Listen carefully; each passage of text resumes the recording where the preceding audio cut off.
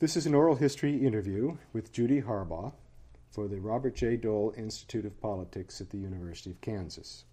We're in the Canalside Inn in Rehoboth Beach, Delaware, near Judy's home. Today is Saturday, March 15th, 2008, and I'm Brian Williams. Judy, let's start with your first awareness of there being a Bob Dole in this world. I grew up in Russell, Kansas, and so I knew that there was a Bob Dole in Russell, but I didn't know him personally. I did know his wife, who had been my Brownie Scout leader for a short time, and my parents knew the Doles and Mr. Dole's parents, and so I had heard him mentioned and talked about by many people. I knew he was the county attorney, but as I say, I had never run across him or knew him personally when I was growing up. Do you recall any stories that your parents told about the Dole family? Yes, my father grew up with his mother in Bunker Hill, Kansas, and so he knew all of Mr. Dole's mother's side of the family, and he had told me about that. And when Mr. Dole was coming back from Michigan, where he had been in the hospital after being wounded, to continue his physical therapy, his parents had their garage made into a facility that he could use. And they asked my dad, who was a carpenter, to come in and help set that up, which he did. And he had told me about doing that. The townsfolk in Russell had done an awful lot of things to help out the Dole family, and particularly around the time when he was coming home. And I can remember my parents telling me about those things. Right. Now, you got to know the other members of the family, did you not? Yes, I did. Give me just a little thumbnail sketch of his parents and his siblings. His parents were wonderful people. I just adored them. His father was a man of few words, but when he spoke, everybody listened. And he had so many words of wisdom that he gave all the time. And as Mr. Dole always says, my dad got up every morning and went to work in his overalls or coveralls, and my dad did too, as a carpenter. I can remember going into the creamery where his father was, and telling him something Mr. Dole wanted me to tell him or whatever. And when we would go back to Russell, when I was working for him, we would work at his parents' home in one of the rooms, and they'd set it up so that he could dictate letters and speeches to me. And Mrs. Dole was a wonderful cook, and she always had all kinds of treats, things to eat, and also had very good meals that I was invited to many times. His siblings, Kenny, his brother, I knew quite well because when we were in Russell and we would go to, say, outlying towns, Kenny usually was the one who drove us. And I got to know him. He had a fantastic sense of humor, not as quick-witted as Senator Dole's, but he still had it, and he looked at life in that way. Always the optimist. His sisters, Gloria, who lived in Colorado at the time. I didn't really know her personally until later. But Norma Jean lived near Wichita with her family, and I saw her several times because my parents were living in Wichita by that time. They moved there just as I started college at K-State, and so I saw Norma Jean more often than Gloria. And then when various campaigns on election nights and so forth, they would be there, and I got to know them that way, and some of their children. One of Gloria's sons came out and did a lot of advance work, putting up signs and things for the first Senate campaign. So I got to know him. Where do you think Kenny and his brother got their sense of humor? Because it doesn't sound like his father. You know, I think my own assessment of that would be that when Mr. Dole worked in Dawson's drugstore, the Dawson brothers were all really humorous, quick-witted. They loved people, and they always had something funny to say to everyone. Everybody in the town knew everybody else. So, and Mr. Dole had worked there, I guess, as a soda jerk when he was younger, and got to know them very well. And I think he picked a lot of that up from them. You know, I can't see it coming directly from his father or his mother, but I know that the Dawson brothers were very good friends of his, and I think some of it came from there. And he also may have had friends that I'm not aware of who, were an influence. Another distinctive quality of Senator Dole is his voice, that deep voice. Wonderful, yes, compelling voice. Did he share that with Kenny and his father? No. His father had a quiet voice, and Kenny didn't have that deep, resonant voice that the senator has. So again, I don't know where that might have come from. It's probably nature. Yeah, right. Could be. You told me just before we started that you were an English teacher in Russell. Is that right? No, not in Russell. After I graduated, I moved to Kansas City, and I taught in Shawnee Mission, Kansas, in junior high, and 7th graders, and I taught English, geography, civics, and history. Well, yeah, go ahead. Sorry. I was just going to say, during that time, what I really wanted to do and had wanted to do since I was in high school was go back to Washington, D.C. and work. I don't really know where that came from, except I was always interested in current issues and what was going on in the world. And I got that from some teachers who I had. And so when I was teaching, I used to talk about, I really want to go back to Washington and work. And I think I want to go work on Capitol Hill.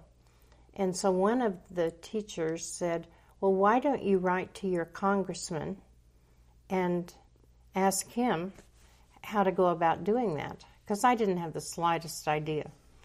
And I knew that my congressman was Bob Dole. And so I did write him a letter. And he sent me back a letter with questions to fill out and send in to him. And then he wrote me again and said, would I be interested in interviewing with the lady who ran his congressional office in Hutchinson over Easter time, and I said I'd be glad to do that. So she actually drove to Wichita and interviewed me. It was the Easter of 1965, and I guess it must have been early May. The congressman, as he was at that time, called me in Kansas City and said he thought I probably was going to have to sign a teacher's contract soon, and he wanted to offer me a job before I had to face that. And the truth of the matter is that time had already come and gone by the time he called me, and I had not signed my contract again, just hoping that I got the job, which was pretty risky. And I don't think I ever told him that, but that's how it happened. That's great. That's great. Just before we move on to Washington, a couple of other questions. As a college-educated person with all these subjects at your command, did the Dole family strike you as being particularly literate or bookish or anything like that, or not?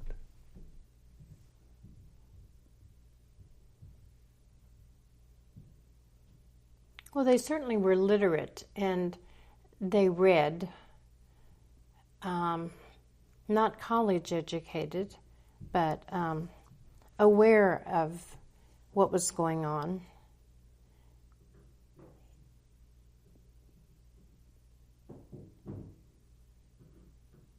And certainly over dinner and what have you could carry on conversations and would ask very interesting questions, things they were curious about.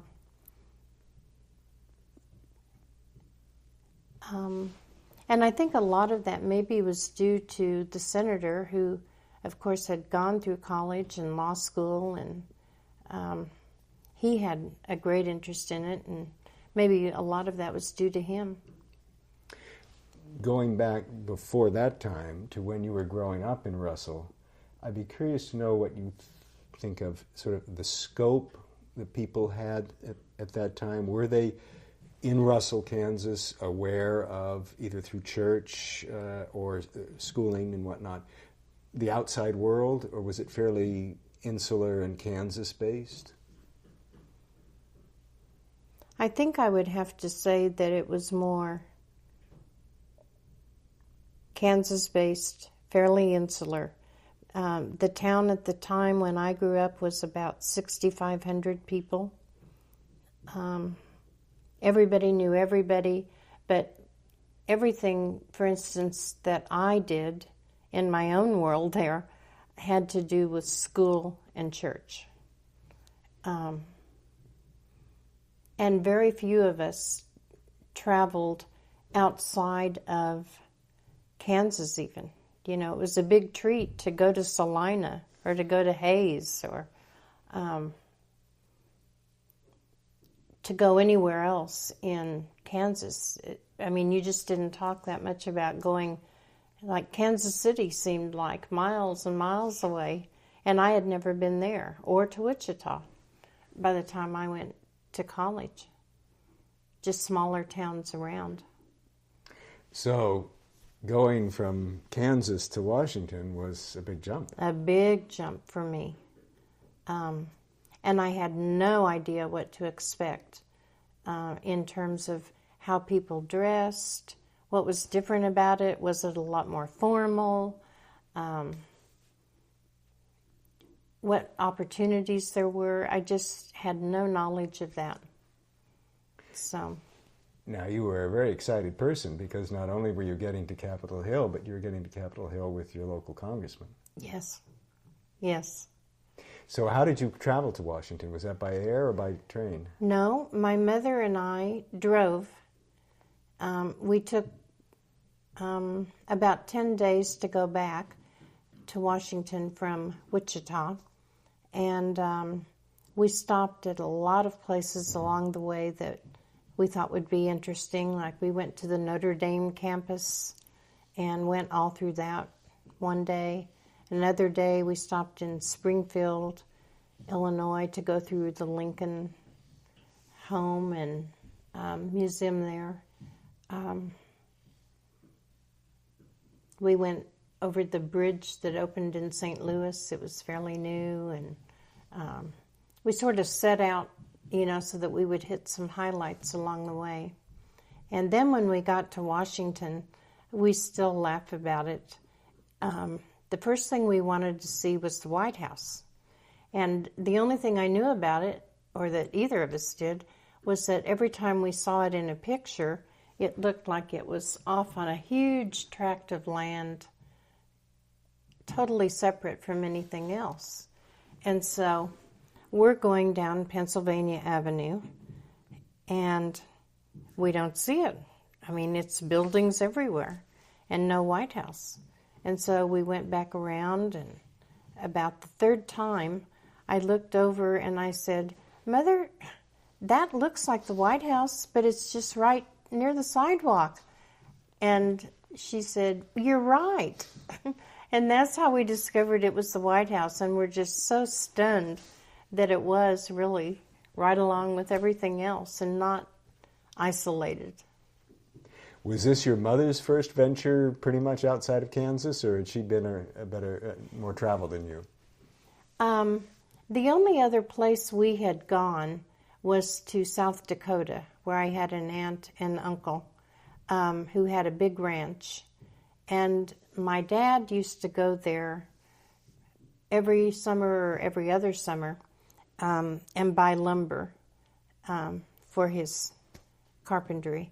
And so that's the only other place we had been. And we always took that as a family vacation. So this was an adventure for your mother. This was a real adventure for my mother. And she flew back to Kansas, and I stayed.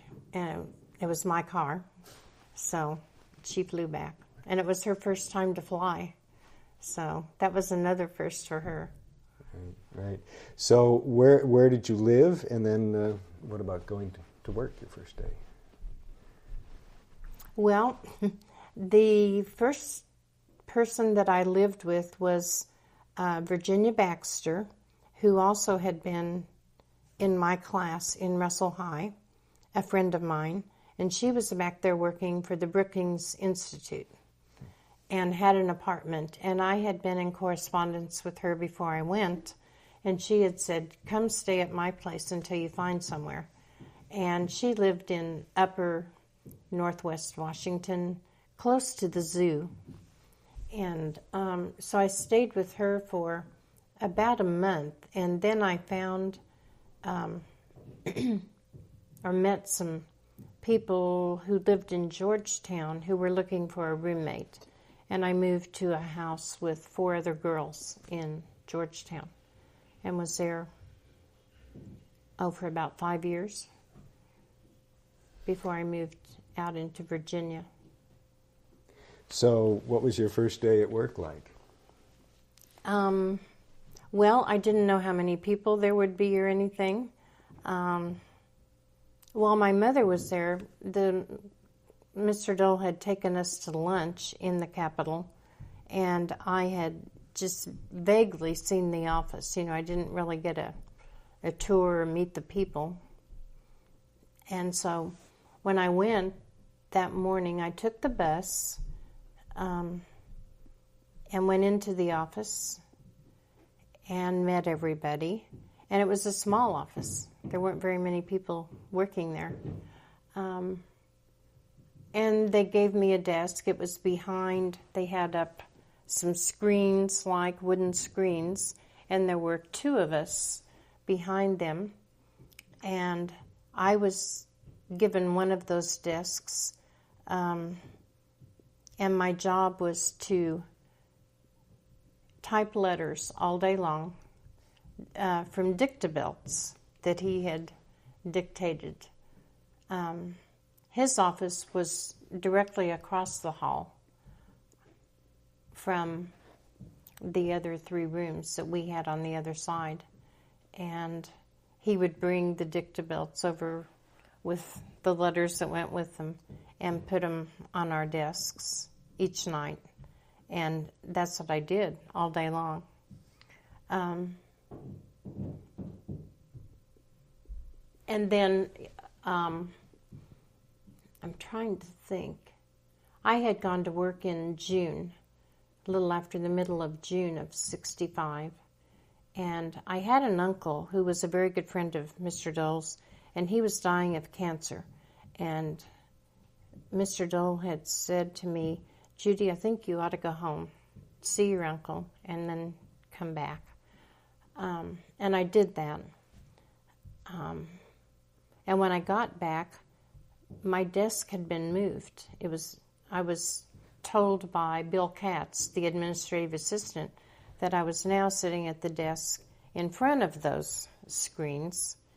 And I said, have I done something wrong? Why have I been moved? And has my job changed? And he said, well, you're going to be Mr. Dole's personal secretary, and he wants you to sit right here. So it was a big shock, but a pleasant one. And but he still was dictating dictabelts, and I hated those things, just hated them, because you had to just rough them out to begin with, because he changed them so often. He'd say, oh, go back to where I said such and such and insert this or whatever. So you'd rough them off as fast as you could and then type the letters. And so one day, not too long after that, one of the committee people came in and said that he needed to deliver a speech on the floor and that he was there to help him write the remarks. And Mr. Dole said he'd have to dictate them on the dictabelt, and he said, we won't have time for that. And I said, well, I take shorthand. Let me go across the hall and have him just dictate it to me, and then I can. And Mr. Dole had never done that before. He didn't know anything about shorthand.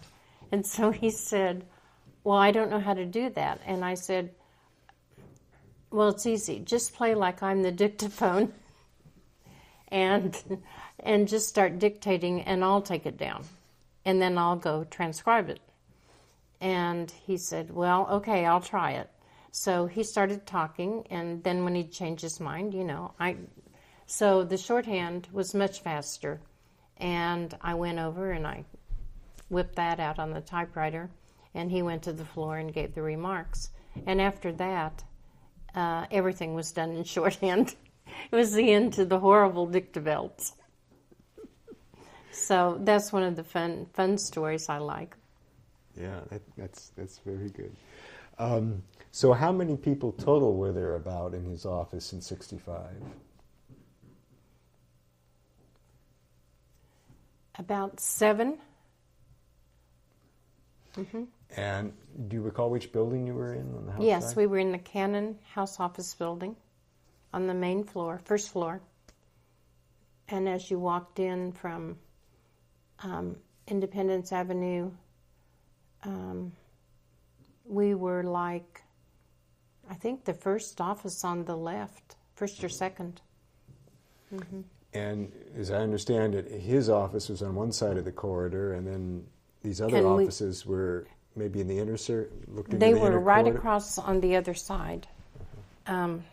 He was on one side of the hallway, and there were 3 offices on the other side. Later, he moved, an office became available, and he moved over into the same suite of offices as we were in. And so he was in there. Which was more efficient. On our side. It was much more efficient then.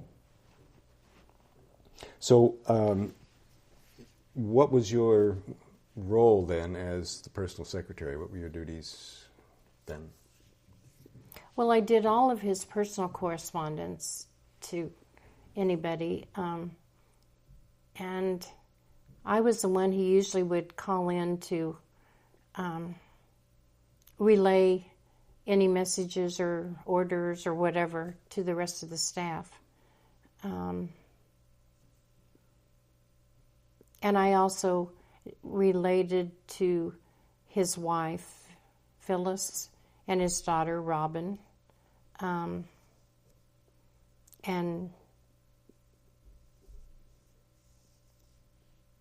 messages or anything that needed done, I would handle for him with them during the day. What were your office hours like in the house? They were very long, as they continued to be the whole time I worked for him. We started work at 8 in the morning, and we had like a half hour for lunch. And then, as long as they were in session, I had to be there. Not everybody did. A lot of people left at 5. But Bill Katz, who was the administrative assistant then, and I, if they were in session, we were there. So there were a lot of late nights. And it just boils down to the fact that you never really knew what time you were going to get to go home. So your private life, personal life, was always tentative. It was very hard to plan, because you didn't know if you could carry through with it or not. Mm-hmm. So did you resent that, or did you just learn to live with it? Not at all. My job was exciting and fun, and so no, I didn't. And when I first went to work for him, I didn't have to work a lot of weekends, the whole weekend, maybe a Saturday morning. But then I'd have Saturday afternoon and Sundays free when I was on the house side. What were Senator Dole's priorities during that period in the House? Do you mean as far as his job, or what he expected of the staff, or? Well, both, actually. Well, of course, his main priority was the Agriculture Committee. And he worked very closely on that, spent a lot of time on it. And the people who were on that committee were the ones I got to know the best. Hyde Murray, for instance, was very close to the congressman and worked with him on legislation and remarks and that kind of thing, putting bills together. But he was always interested in, any legislation that came along. And it always surprised me how he knew so much about whatever bill was up. And I finally realized that there was a lot of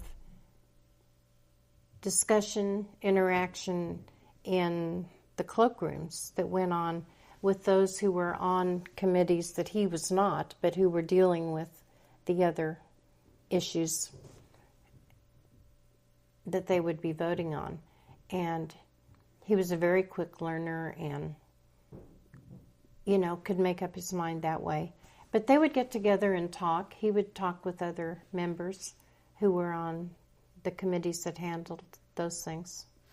Among the 7 staff, or approximately 7, Mm-hmm. you say, there were some people who had expertise in certain fields. I imagine there was someone in agriculture on his staff, or am I wrong about that? No, not at that time. He depended totally on the Agriculture Committee staff. There was a receptionist who answered the phone, took care of all the guests that came in, and there were a lot of them. And then Bill Katz, the administrative assistant, who sort of oversaw the whole office. There were, I guess, 3 people who answered the mail, which means they were dealing with letters that came in about issues.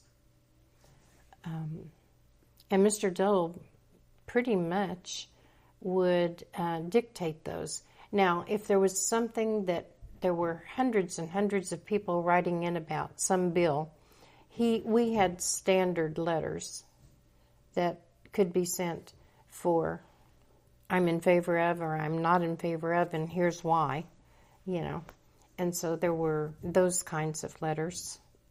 There was a file clerk who still works for him, Ruth Ann Comark. And she came to work in September after I went to work in June. So we became very good friends. And I still see her today when I go back. And that is pretty much it. We did a newsletter, but we all worked on that.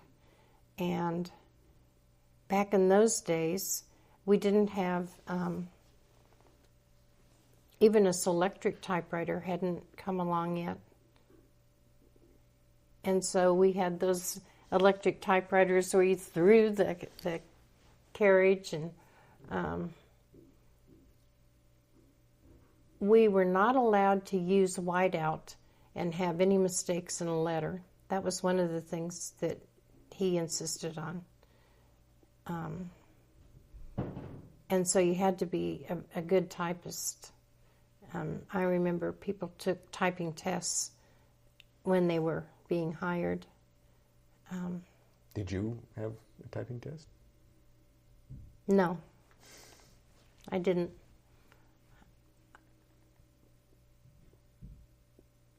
But he just expected that everybody would, do the right thing, and we did. When I think back to, instead of copy machines, we had the mimeograph, the blue thing that went around the cylinder, and that horrible ink, and to put out press releases and newsletters and what have you. And technology's come a long way. Indeed. Yeah, I was thinking about that with his wanting to insert things in a letter, and of course today with the computer, that's It'd no problem be easy, at all. yeah. Exactly. But it wasn't that easy then. What about turnover in his office in the House? Was there a lot of that? No, not so much in the House. No.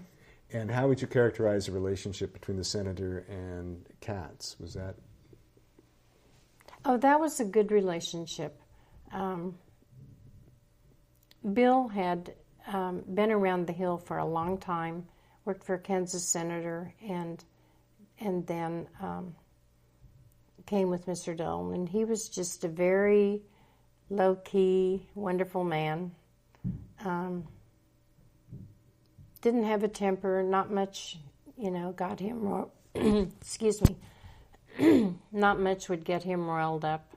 And he would just handle things. And if he didn't happen to see something that was going on, I always felt free and that I could go and talk to him and say, I really think something needs to be done about this or that. And he'd handle it. So... Some people have made the comment that Senator Dole had the tendency to micromanage a good deal. Did Bill Katz felt like he was sort of overpowered by the congressman, or was that they sort of had their own roles and he had enough authority to be able to operate on his own? The latter. I think in the House particularly, he operated more on his own. And he knew what the congressman expected, and they talked back and forth. And so I think in the House, Bill's role was a pretty comfortable one for him. What about mentors? Did you sense that Congressman Dole was really looking up to and particularly impressed by other members of the House? Yes. He was particularly impressed by Jerry Ford, and often sought his counsel on things. And he, of course, became the minority leader during that time. And then right on the other side of our office, Don Rumsfeld had his office. And those two were very close and talked over the issues and bills and things a lot. And Mr. Rumsfeld was another one who worked very, very long hours and worked his staff hard. And so we all became very close, the two offices. That was another person that he really... And then the other Kansas congressional members, they used to meet and talk over all these things. And did that sometimes include the Kansas senators as well? I can't remember that the meetings included the senators, but I know that Mr. Dole relied a lot on Senator Carlson, Frank Carlson, and that he spoke with him a lot about various things, yes. Get his advice. He also looked up very much to Everett Dirksen and spoke to him a lot. He often talked about him in the office. And in what context, or what were his remarks? Or something that maybe Senator Dirksen had said on the floor, or that Mr. Dole had called him and talked with him about an issue and where he thought it was going in the Senate and where it was in the House. But again, just for some advice and the lay of the land, so to speak. I seem to recall that Congressman Dole was elected as the leader of the freshman class when he came into the House in 60. And of course this would have been before your time. But did you get a sense in 65 that you were working with a member of the House who was a real comer? Yes, that I did. I don't know about his being the leader in 60, the leader of that class. I just don't know that. There were a group of conservative congressmen who met, I forget the day, which doesn't matter, but at the end of the day they would get together and they were called the Acorns. And it was conservative members.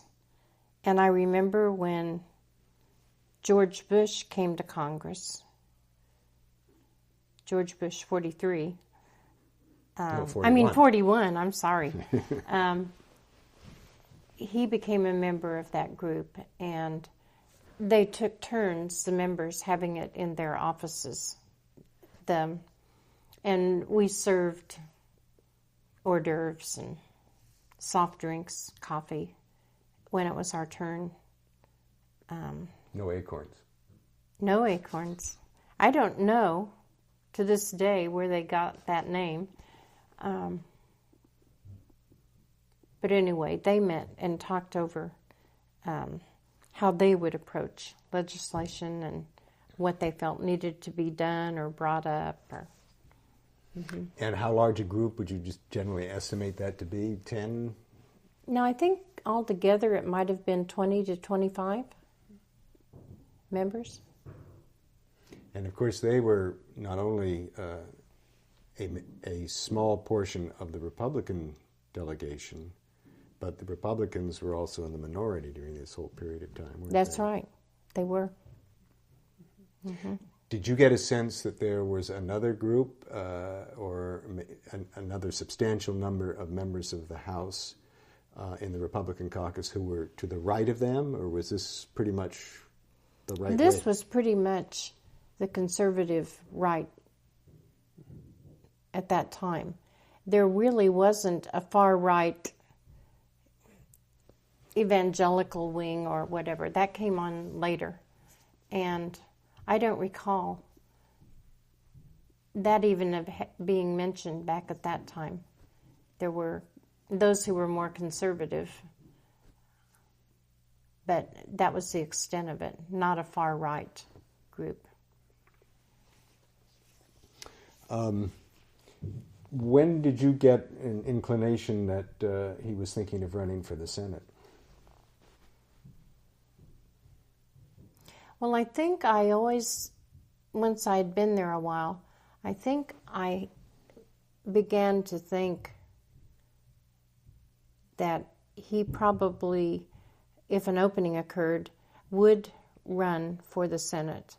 Not because he said anything, but I just felt like he had an interest in moving up.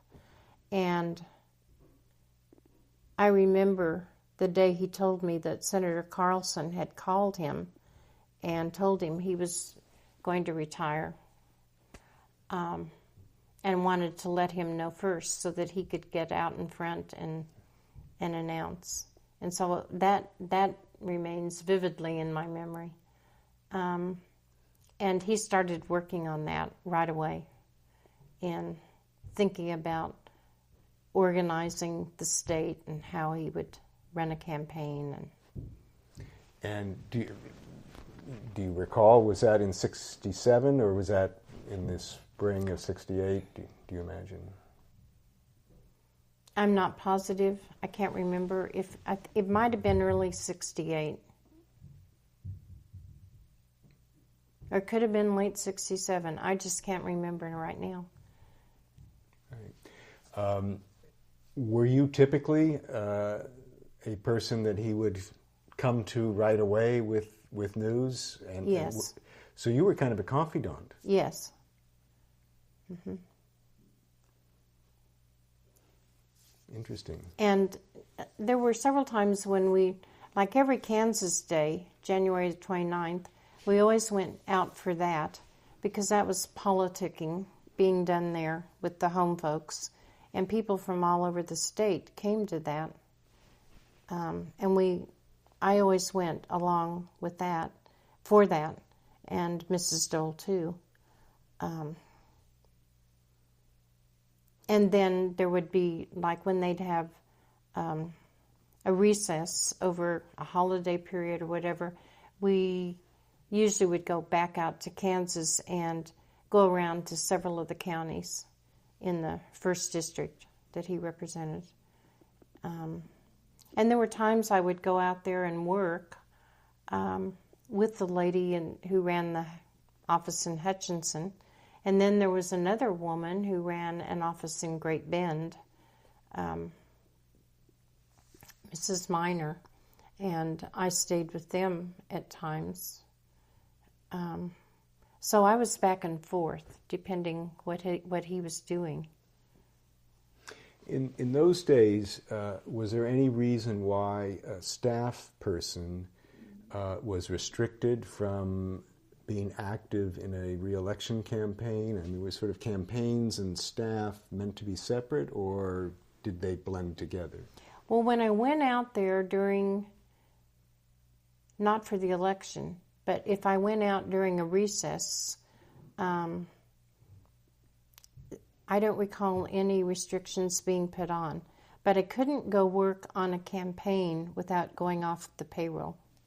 And so when I moved out there in May of 68 to work on the Senate campaign, I did have to go off the congressional payroll during that time. And then clear through to the election. And then I guess it was in December I went back on the payroll. So during that period, conversely, you weren't doing any Capitol Hill business? No, I wasn't. Before we get to the 68 campaign, I'm curious to know what your role was in the 66 re-election to the House campaign. Again, I was out in the district. I stayed with, I was in the Hutchinson, stayed with Mrs. Frick in Hutchinson, and a lot of times we took Mr. Dole to the events as he was campaigning or whatever. And I don't know if through this process, Brien, you've heard of Bill Frazier? Bill Frazier was from Russell, and was very close to the senator. He was a little bit younger than I, but he would always take a leave of absence from whatever he was doing, and he drove the senator and went with him as his aide everywhere he went. And he died many years ago, but back in those days, he was very close to Mr. Dole, and whenever he was needed, he was there. So, what words would you use to describe Bob Dole at that stage in his career, say in '66 as a congressman? Very conscientious. He was ambitious. He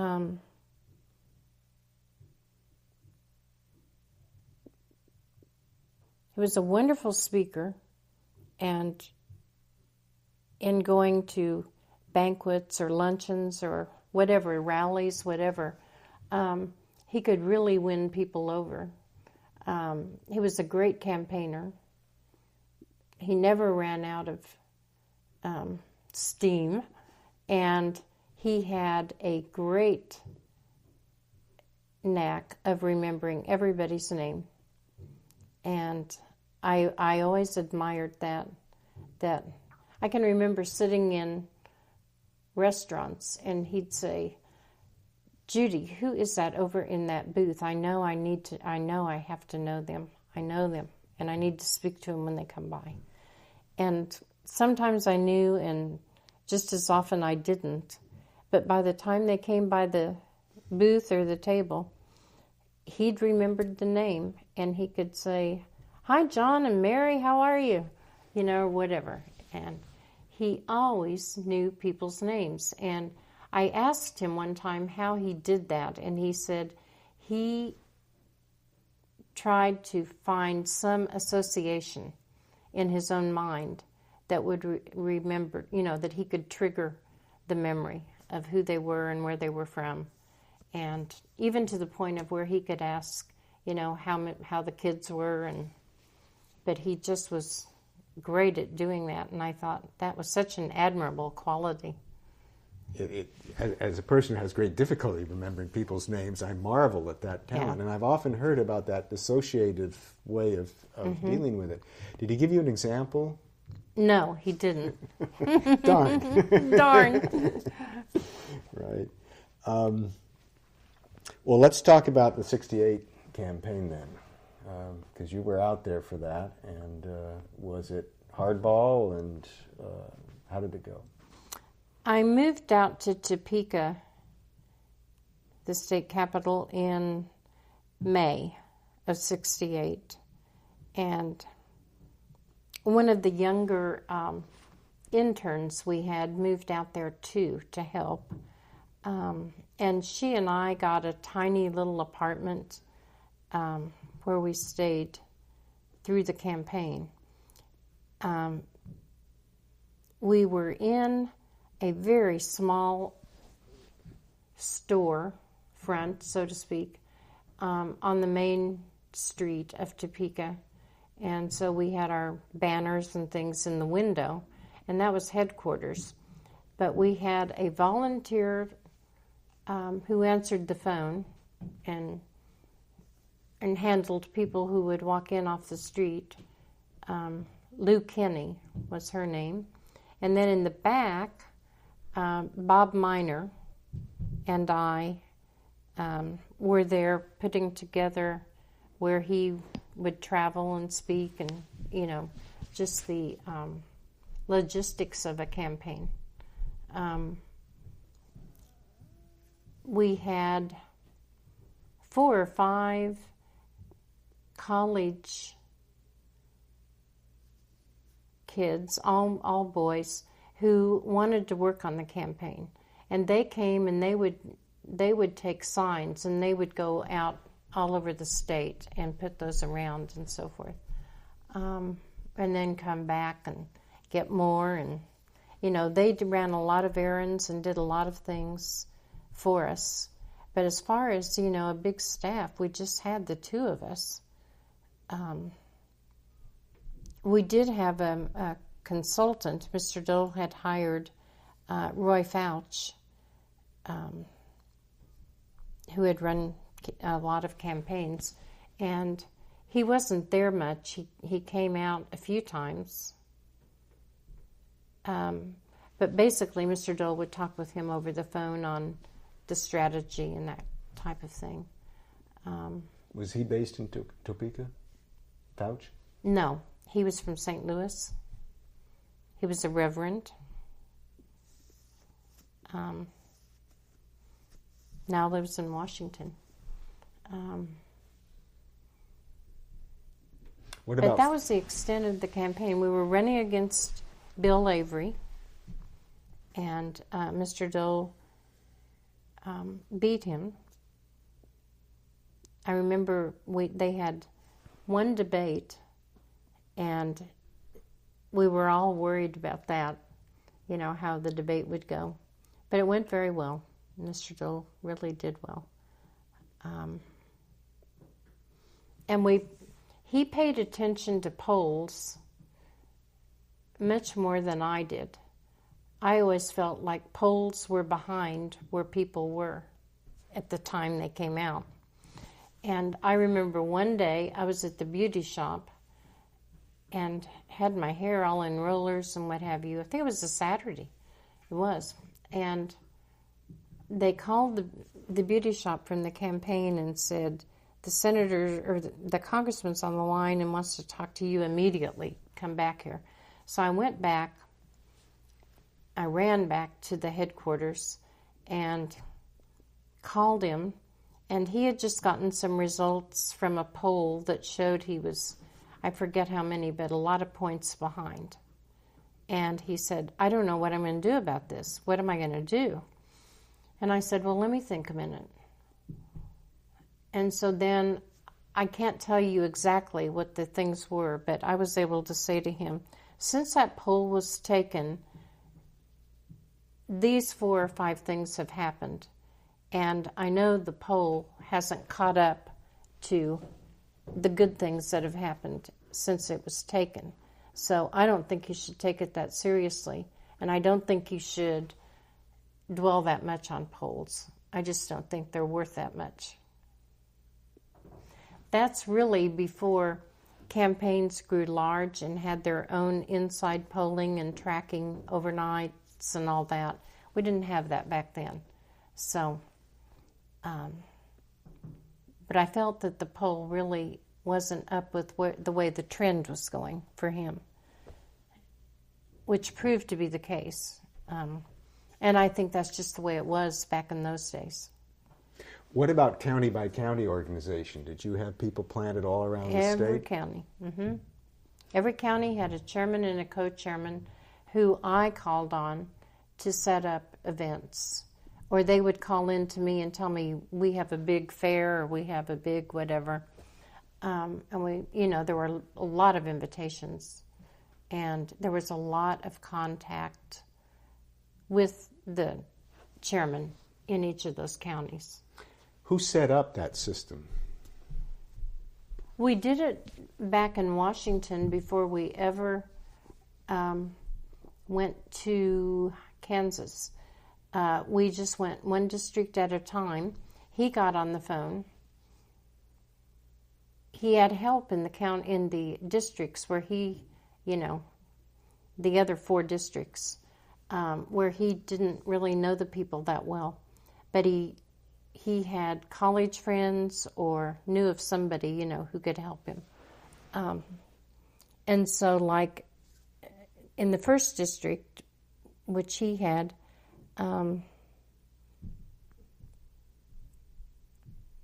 we did that one first, and he personally called every chairman and co-chairman to see if they would do it, which I felt was very important, and had advised him to do that. And I said, why don't we just sit down every evening and say you call 10 people? And so that's the way we did that. And then we'd do a press release and announcing all of those names in one district. and he'd go out that weekend, and he would, that would be the press release, and he would have a schedule. And then we did the 2nd district and each of the other districts in the same way. How did he divide his time between responsibilities in Washington and getting out on the campaign trail? Well, he refused to miss votes as much as possible, and he did that. He didn't miss votes. And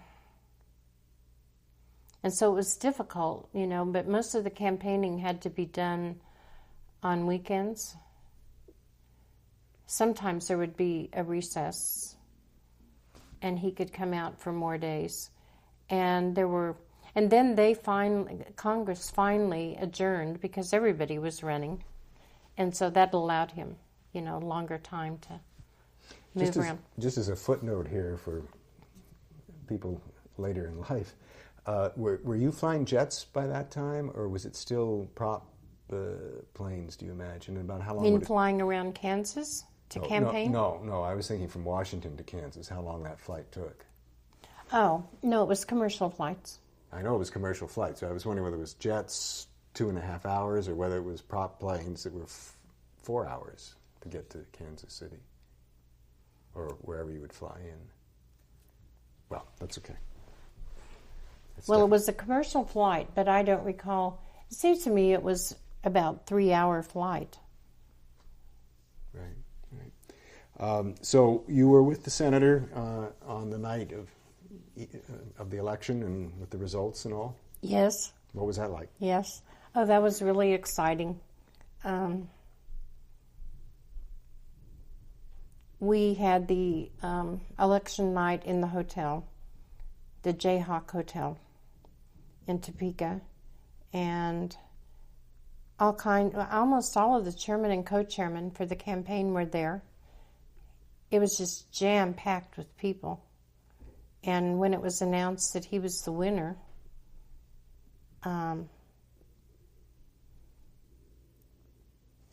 he and his wife and Robin went down to the ballroom, and he spoke. And I was trying to think, we were staying there that night because the Republican convention in Florida had already started. And we were going that next morning to fly down there because Mr. Dole was the speaker at the convention, no matter what. He'd been asked to be. And so we left that next morning, and we didn't know yet if Nixon had won or not. Or we didn't know when we went to bed if Nixon had won. And we found out the next morning. And we went to the convention, and Mr. Dole, of course, being there as, the Senate nominee from Kansas, and that was really exciting. And there were a lot of things geared around him and others who were nominees, and that was our first Republican convention that we had been to. And you say Dole was on the program. Mm-hmm. He spoke. Mm-hmm. So then what was the general election like? Was that from the convention time until November? Again, it was just more traveling around and, cementing friendships and getting to know people better, who you could call on and what have you. Particularly in the districts that he did not represent. He had an easier time. I think his opponent then was William Robinson. He ran against in '68. That's what my notes say here. So he had an easier time beating Mr. Robinson than he did Bill Avery. Yes. Mm-hmm. Mm-hmm. Because Bill Avery had been in politics in Kansas for many years. Right. So then you all went back to your housework for a couple of months, I guess, or whatever. Probably, maybe not. We went back, and had to, of course, pack everything up, and in anticipation of moving to the Senate. And we had to finish up. I mean, the work went on, but we also were packing things up. And Right. Let's take a moment pause here. Tell me then about setting up shop on the other side of the hill. Okay, we moved over to the Senate in early January, and you got your office, as I recall, by you drew for what number you were to choose what was available. And we were fortunate enough, and again, I don't remember how, but we were able to keep Senator Carlson's office. And so we stayed in the office he had. And his receptionist, Senator Carlson's, was a wonderful woman who knew everybody. She'd been with him for so long, and we knew her. But she stayed on as the receptionist for the senator, and she was just great. And then the staff had to expand because he was on more committees, and now you really had to have people who knew issues quite well. And so people were brought onto the staff. It grew a lot, and we had those people who were assigned different departments to handle the mail as it came in that way. And they handled the issues for their different fields. The press and speech area grew, maybe 3 more people there. There were more secretaries who typed, answered letters, because we had so many more, not a district but a state now. And I'm trying to think, we must have had 25 to 30 people on the staff at that point. When we first went and he was sworn in, the day he was sworn in, we had a big party in the office, and a lot of people from Kansas who had become close to him had flown back for that. And all afternoon after the swearing in, we served food and drinks and just had a great time visiting with everyone and sort of celebrating the whole thing.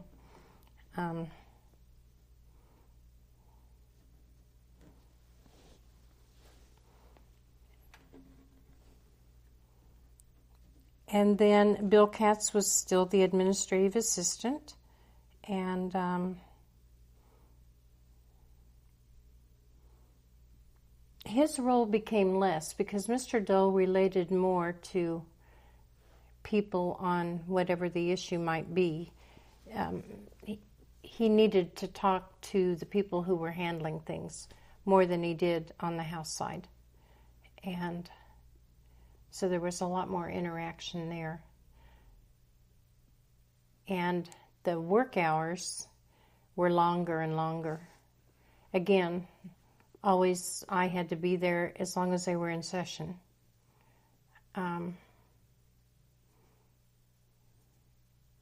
Some people left once they'd finished their jobs and so on. Others stayed and worked later. But it was long hours, and we worked, we worked every Saturday morning. And the senator would stop and pick up donuts and bring a huge box of them in every Saturday morning. And we had the coffee made, and so that was his treat and his habit every Saturday. Sometimes we worked on Sunday if he had a speech he was doing and we hadn't gotten around to really getting it finished. We'd work on Sundays after church. He never missed church. And so we'd work in the afternoons. And some holidays we worked. One of the things that happened since Nixon was new in the White House, there were a lot of patronage jobs open. And the people from Kansas who wanted those jobs wrote everybody in the delegation. And it got to be, it was just too much. And so the senator, the whole Kansas delegation got together, and Mr. Dole offered to handle all the patronage mail.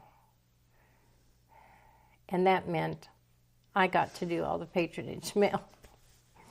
And so I can remember working holidays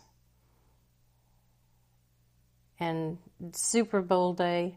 Super Bowl Day was interesting because the Doles had the whole staff, Senate staff, out for dinner and to watch the Super Bowl. And so I worked all day and then went out when it was time for the Super Bowl to start. But I was answering those patronage letters. They were just hundreds and hundreds and hundreds of them. So that was one of the things I recall vividly.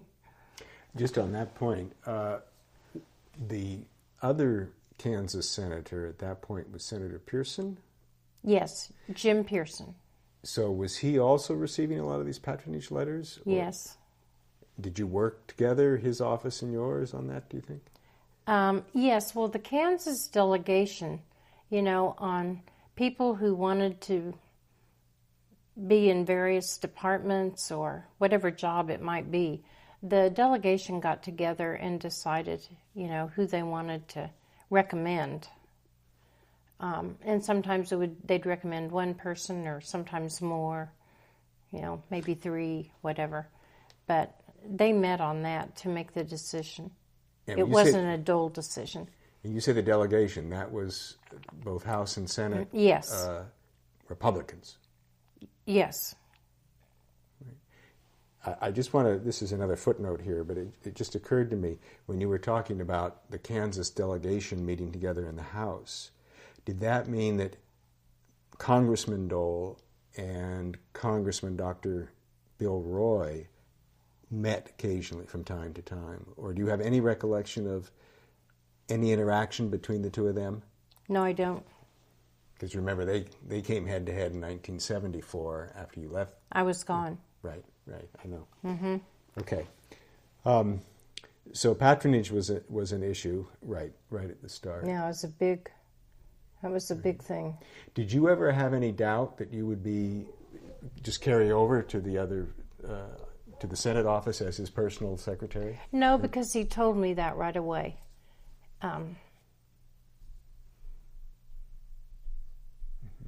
That was an immediate decision, and that he told me about, and I'm trying to think.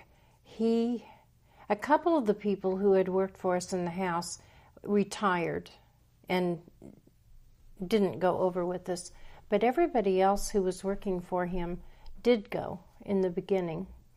And there are a lot of people, of course, who came in to apply for jobs, as is the case, anytime you have a new. So it took a while to really get things staffed up, but he particularly wanted Kansans if he could get them. And we had by and large, the staff were all from Kansas. And then there were a few who were not, but were recommended highly by somebody else, one of his colleagues or whatever. So it was a mix, but predominantly... It was a mix, but predominantly Kansas. Mm-hmm. And do you recall anything about his initial committee assignments, and was he disappointed with that, or any issues there?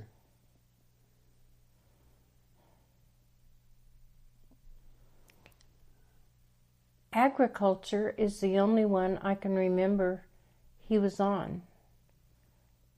I'm trying to think what else. He was on a select committee. It was agriculture and then public works and small business and nutrition and whatnot, but not. But his main interest was agriculture, and he always asked for that one. You know, he didn't want to get off that committee. And was he also asking for finance, or was that something that developed came a little later? Mm-hmm. So agriculture was his main thing, and he got it. Yes, and he got it. Mm-hmm. So did you see any changes in him? Has he moved from being a House member to being now the senator, the junior senator from Kansas?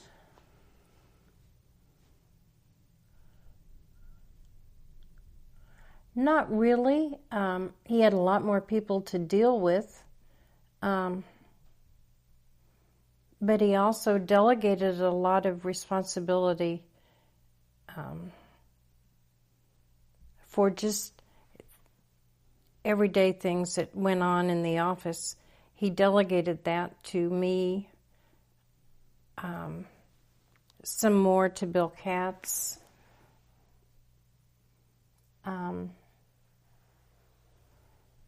And those who were working on doing the mail with issues and that kind of thing, they knew what to do.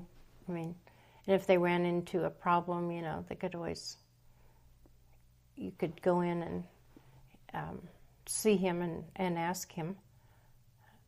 He gave a lot more speeches. He was in much more demand as a new up-and-coming senator around the country. And so we began getting all kinds of invitations from all over.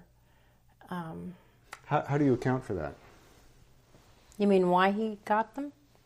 Well, there was a TV show on all the new senators in that class. And they dwelt on each one and showed, you know, where they had come from, what they had been doing, and what have you. But Mr. Dole became pretty popular because he was well liked in the Senate and on the floor for his diligence there. He was a good senator. I mean, he was always there. So many times you'd go to the Senate and be disappointed because you'd maybe see 4 senators down there and somebody up there talking like they were speaking to hundreds, which was always a disappointment to see for me. But he took, you know, his responsibility seriously. And as he began to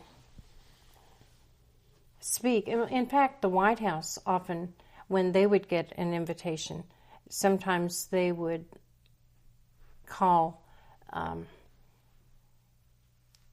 whoever the organization was, whatever, and say that the president couldn't come, but would they like to have Senator Dole, or, you know.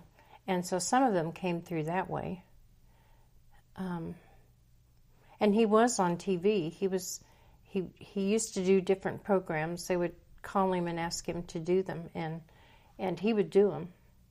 And sometimes it would be with a Democrat senator, whatever. But he just became more widely known across the country than he had been, you know, as a congressman. And that started pretty much in '69 and just grew. Right. Mm-hmm. Did he ever, in the first early days, January, February, March of '69, ever call you in the office and say, "Boy, Judy, this is overwhelming. This is more than I thought it was going to be"? Or he never had panic moments or anything like that? No, he never did that. No. How? Go ahead. I was just going to say, our mail in the Senate that had to go out every day, the number of letters that went out, I can't say for sure, but at least quadrupled maybe much more than that even. And he signed every one of them. And so all the mail came to my desk to look over, read it through, and see if there were mistakes or whatever. And then I'd take this huge stack in, and he'd sign it every night. And with his disability, I'd put my hand on a letter, and he'd sign it, and I'd put it to the side.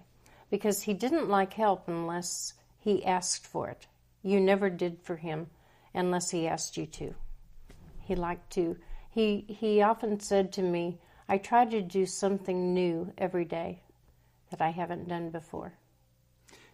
And I read about that in the Frontline interview of yours. You mentioned that. Did I? Uh-huh. And I wondered, what kind of things were you thinking of there?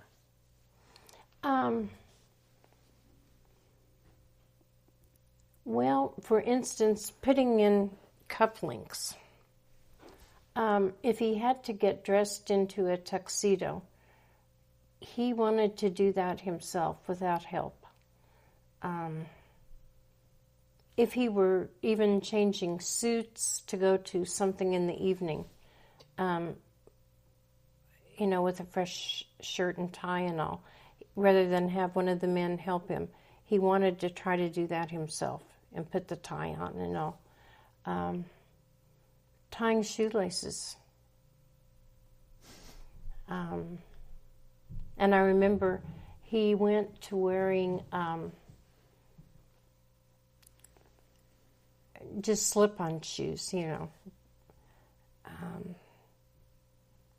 but not always.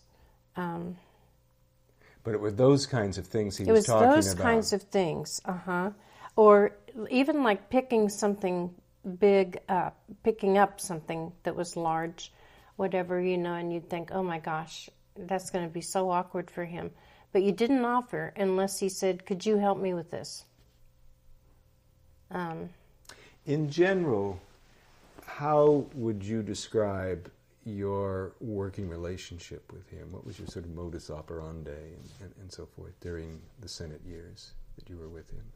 Mine? Mm-hmm. We always had a very good relationship. I can't remember one time when he ever said a nasty word to me. Now, he was known, as you know, I'm sure from others, he had a temper. And it would flare up, and he'd just be furious over a speech someone had written that he didn't like and say, this just won't do, take it back and start over. But he wouldn't tell them what he wanted, what he was looking for. And I think it was because he didn't know. But what he looked at, just that wasn't it. But I never was on the end of that.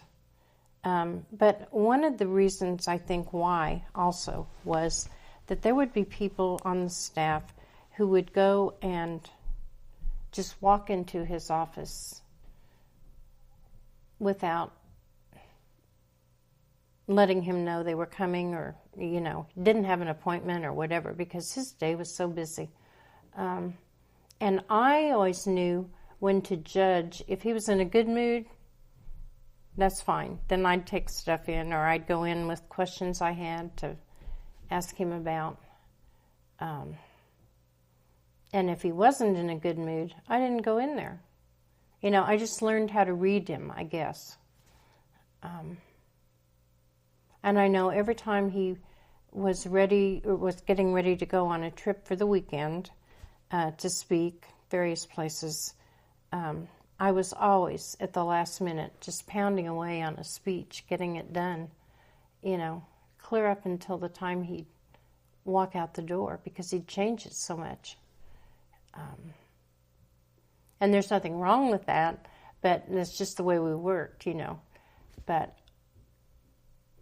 so that there were a lot of sort of harried moments at that, and the rest of the staff knew that, I just needed to concentrate, even though I had other people sitting in the same room with me. And every now and then he'd pop his head out the door, and I was sitting right there, and he'd say, I got to leave in 10 minutes, and I'd just shake my hand and keep going, And we always made it. Somehow it always happened. Did he use you as a sounding board or as kind of a counselor? Well, he used me as a sounding board and would ask me for my advice on things, about the staff, about bonuses at the end of the year, or something that would come up, and why was somebody missing so much work? Did I know why? And just those kinds of things. And especially on invitations at that point, when he'd have so many, there were those that I knew were a turn down, and I'd just do it.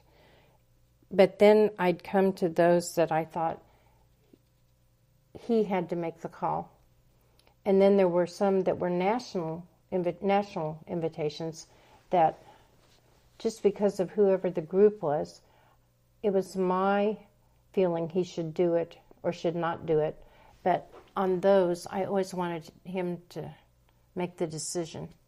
And so that was one of those situations where I had to go in when he was in a good mood and ready to go through that kind of thing. Or I might say to him, when he was signing mail one night, I might say, tomorrow we really need to go through invitations. People are beginning to call me now, and they have to have an answer. And he'd say, okay, well, let's do that at 5 o'clock or whatever. But, there came times when I had to say, we really have to get these decisions made, or... Were there times when he'd say, Judy, come in here. I just can't figure this out. He was really dumbfounded by something or really blocked or something and seek your advice. Would that happen? Yes, yes. And one of the things that comes to my mind now that I'm talking with you, Brien, when all the demonstrations were going on during the Vietnam War, and the college kids, came to town, and they wanted to come in and see senators. They were against the war, but they wanted to they were in the hallway screaming, shouting, sitting all over and everything. And it was a bad time, and it was after Kent State and so forth. And there were so many of them.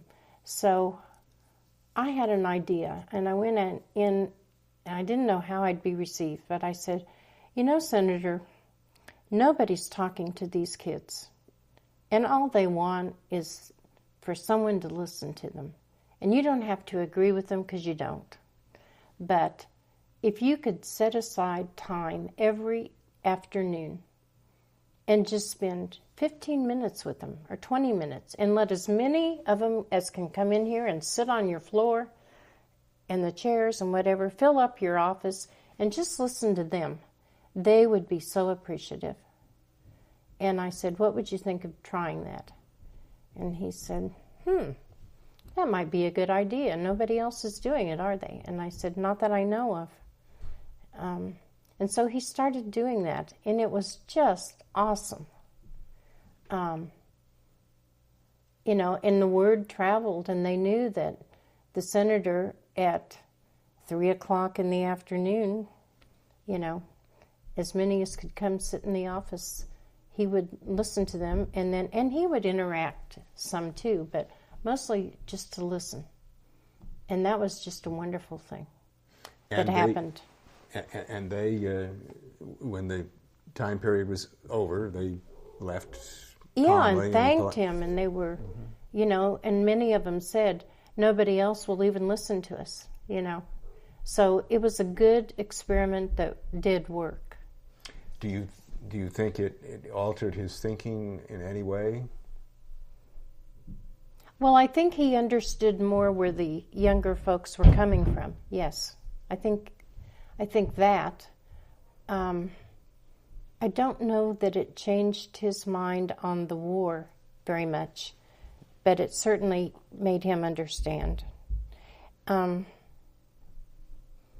And I don't know if anybody else has told you. I'm thinking of another thing that he took on that if someone else has told you about this, then you can just stop me. But he was invited to go down to the DAR building, Daughters of the American Revolution building, and give a speech on Vietnam, on the war, on a Saturday afternoon.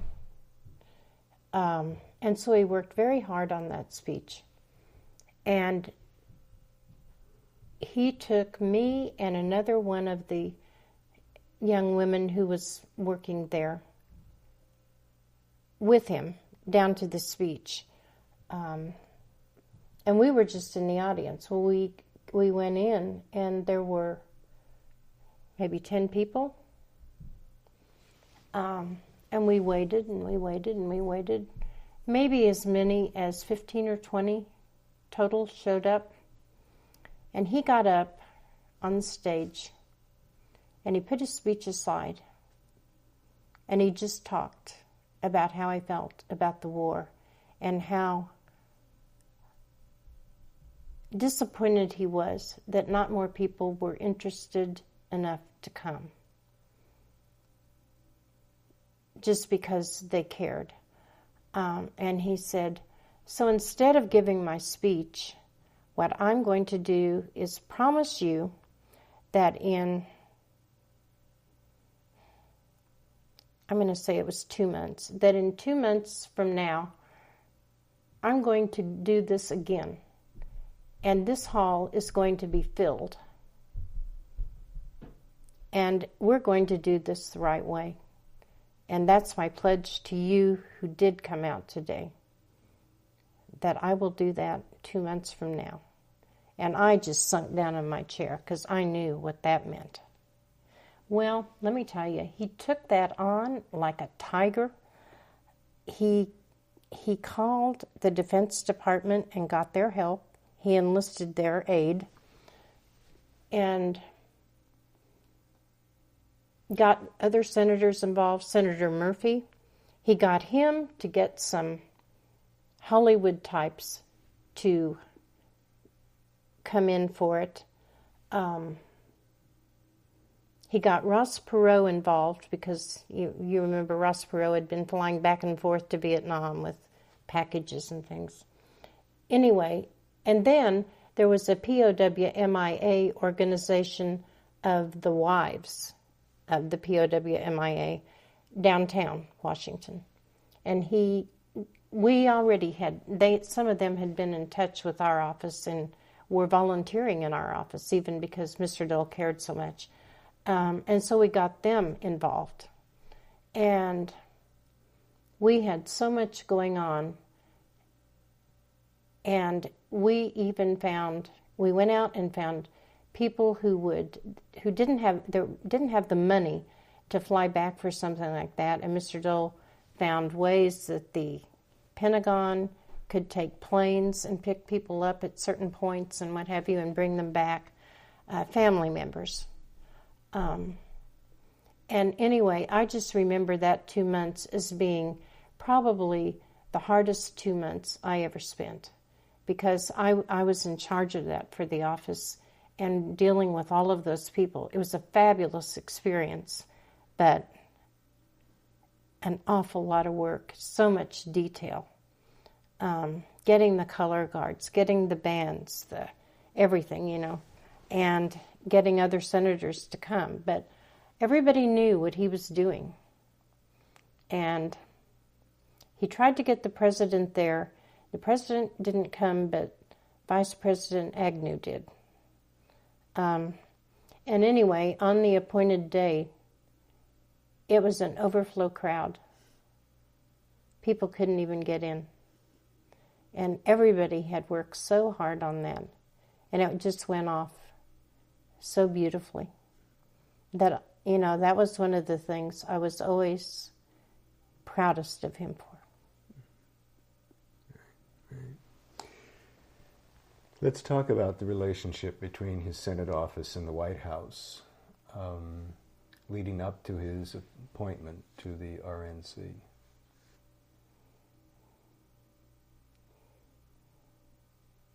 Okay, that's an interesting story.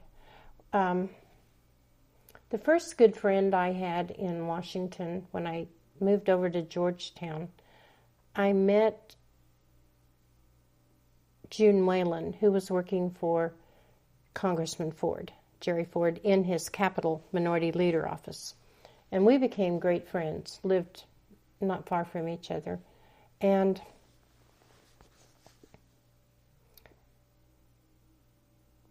by the time, I have to jump ahead, she by then was working for Roger Morton, and on his staff, and he was the chairman of the RNC, and she was over there. And he was about to be made Secretary of the Interior. Yes. And he gave up his congressional job, to do that. But she called me, in fact, on a Sunday right after lunchtime. I can remember this so vividly. And she said, the congressman is going to resign as the RNC chairman because he's going to be named. And he said, that news is not out yet, but he told me that I could go ahead and call you and let you know, because he knew that Mr. Dole had an interest in becoming head of the RNC at some point if the opportunity ever arose. So I called him right after that phone call. He was at home, and I told him about it, and he said, "Oh, well, let's saddle up and get going." So he talked to Huck Boyd. I'm sure his name's come up. Huck was really his mentor, confidant, supreme on almost everything. And he called and talked to Huck about it because the National Committee members have a lot to say about, who gets in as the chairman. And so Huck helped get that all organized. And then it, of course, ran by the White House. And John Mitchell had somebody else in mind for the job from Delaware. And so as it turned out, I got to think a minute so I don't get this wrong. As it turned out, he was told, the senator was told, that it was going to be a co-chairmanship. And so he said to me, there's no part of that. I don't want any part of it. And I said, well, let's sit down and think about that first. He'd already interviewed Ann Armstrong, and she had agreed to come in as the co-chairman handling all the women's issues, at the RNC. And the whole National Committee was in town, for this new chairman to arise. And then at the very last minute, we're told there are going to be two of you, the one from Delaware and Mr. Dole. And I said, let's just see if we can work this out. And I said, why don't you call Huck and get a hold of him and talk to him about it, see what he thinks. And so he called him, and Huck said, Bob, you can run rings around this guy, and you need to do it. Everybody knows you've worked for it, and there are probably a lot of people who already know that you are going to be the chairman. Whether there's a co-chairman or not, you can make an understanding with him. He'll be there day to day, all day, and you won't. And so you can delegate things that you want him to take care of that you don't want to do, and then you be the front person. And so he liked that. And so I said, so you're going to do it? And he said, yeah, I don't like this, but I will. And so we went down to where the RNC members were, and we did have a co-chairmanship, but they did have an understanding of who did what, and he was the number one. And so that's how all that happened. Was Anne Armstrong another co-chair? Yes. She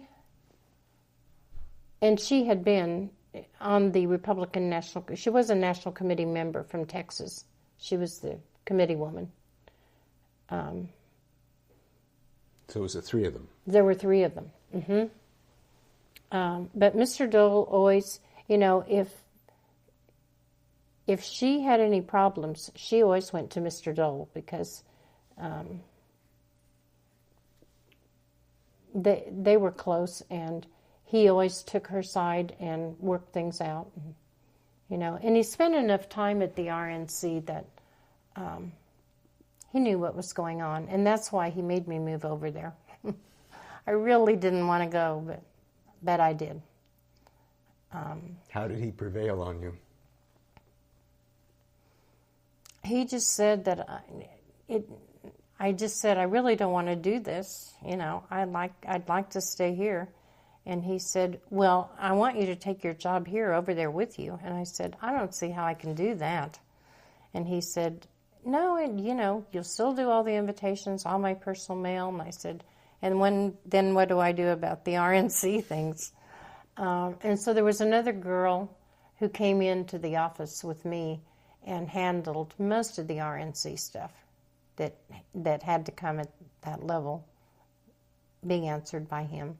And then there were people who had worked there for years right outside of the chairman's office who knew how to handle all that. And there was a man there named Ab Herman who had been there for, oh my gosh, I don't know how many years. And he was kind of like the AA of an office. And everybody went to Ab with every problem there was. And he was just one of these easygoing, always had the answer type of guys. And always knew what was going on. So it all worked out. But it was a difficult move for me.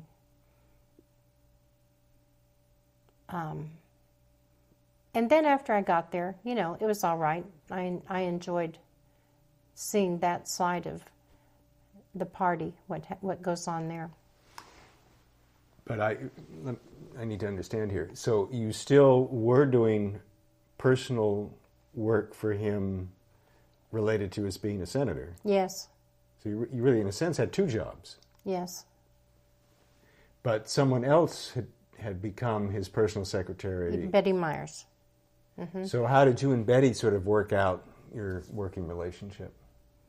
Well, some of the things that I had been doing just fell to her to take care of, because I couldn't do everything I'd been doing, and also the RNC. And I don't remember how we divided that up, but some of that work went to Betty to take care of, and I never thought about it again. It was just... I think what happened was all the Kansas invitations, that's what it was, all the Kansas invitations and mail were handled by Betty, and all the invitations that came in for him to do things around the country, I handled, which made more sense since he was chairman of the RNC. And he was getting a lot more invitations from all over the country then. So that's how we divided that up. But then you had other responsibilities as his secretary. Well, I had to deal with the political section there, the speechwriting section. Lynn Nofziger and Mike Baruti were there doing his speeches at the RNC. And I worked a lot with them. Mostly them and the political section, I would say. And there were some advanced people, young guys, in the political section who traveled with him or went out ahead of him and, and so I got to know all of them, and we worked very closely as a team, that group. If the senator hadn't insisted on your going over to the RNC and you had stayed with him in, I guess then it was the Dirksen building, do you see yourself having stayed for a very long period of time? I really don't know. I would say probably not, but then I don't know. I loved politics. I loved what I was doing. I really don't know what would have happened. And since I didn't make that decision to stay, a lot of other opportunities opened up that I've had, and so I really can't say what would have happened. Let's follow through then in the RNC story. So he was there just for a couple of years. Mm-hmm. And then got word that he was going to be replaced by George Herbert Walker Bush. Were you in on his absorbing that information and how he reacted to it? No, I was at the Nixon campaign. By then. That's right. So what prompted your move from the RNC to the Nixon campaign? In 72, I guess that would have been.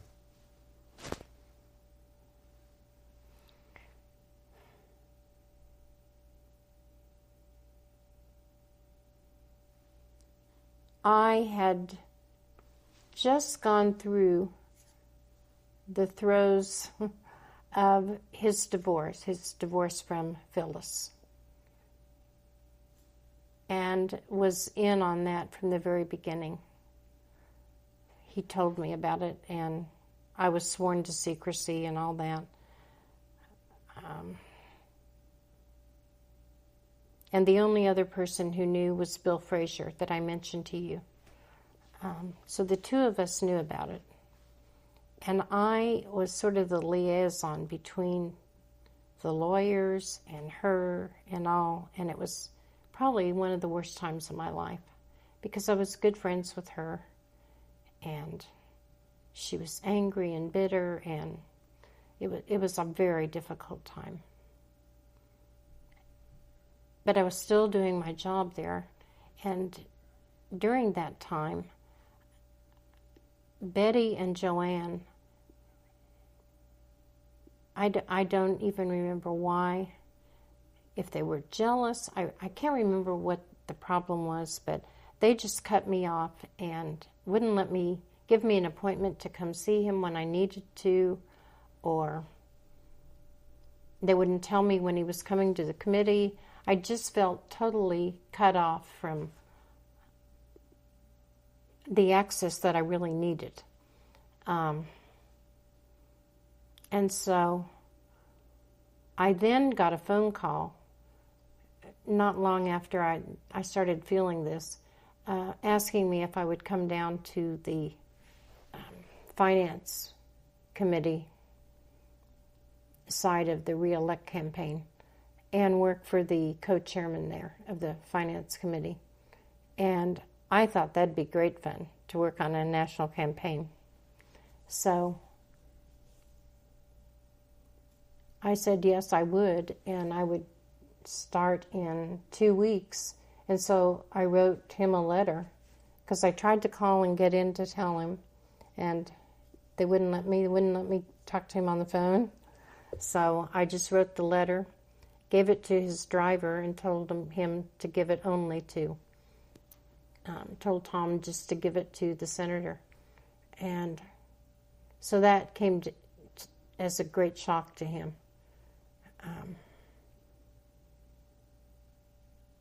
And he tried to get me to stay on, and I just said no, this just wasn't going to work, and I'd already taken the other job, and that's about as far as I went. He had some other people who were on the national committee come and talk to me about coming back with him, and I just said, no, I can't. So that leads to a couple of questions. Was his office sort of in that period, 70, 71, 72, become fairly politicized, or were a lot of turf battles going on? A lot of turf battles as soon as I left. Because Joanne moved in as the strong hand and was very much disliked.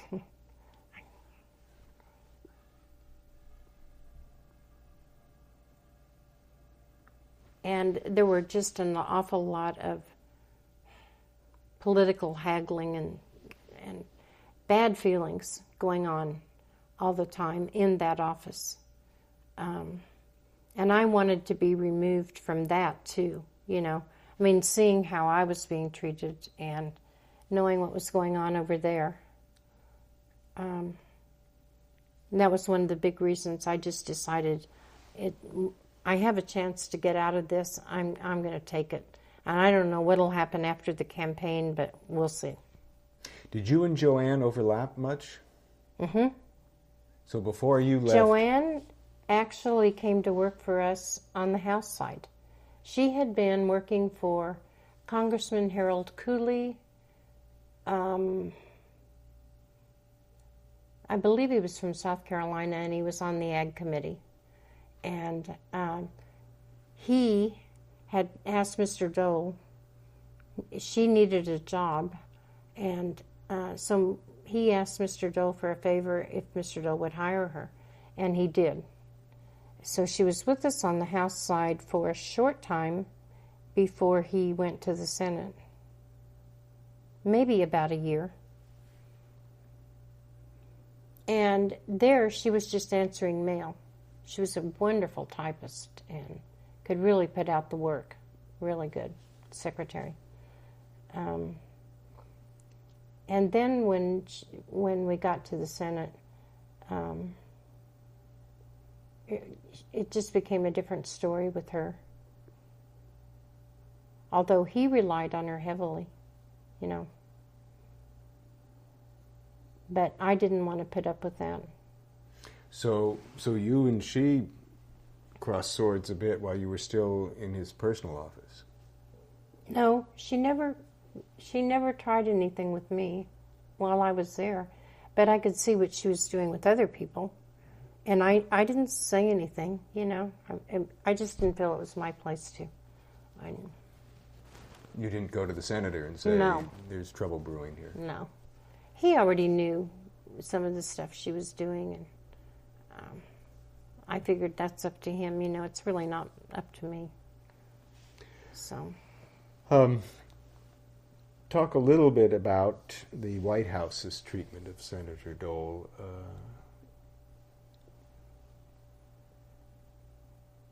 Particularly when he was RNC. Well, we didn't have any trouble with the White House when he was RNC very much.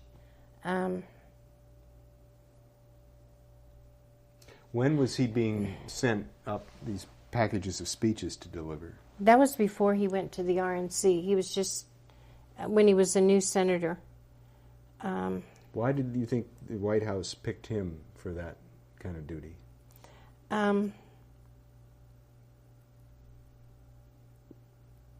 Lynn Nofziger, who had been at the RNC and who Mr. Dole had known,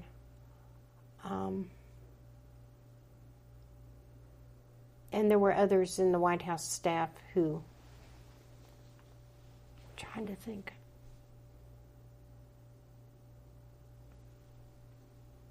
Particularly speechwriters, and if they wanted, you know, from their meetings in the mornings, there were things that they wanted said on the floor. And Mr. Dole and the president were close friends. And they all knew that. And so they called him and asked him the first few times if he would make some remarks on whatever, and that they would send something up for him so that he wouldn't have to start from scratch.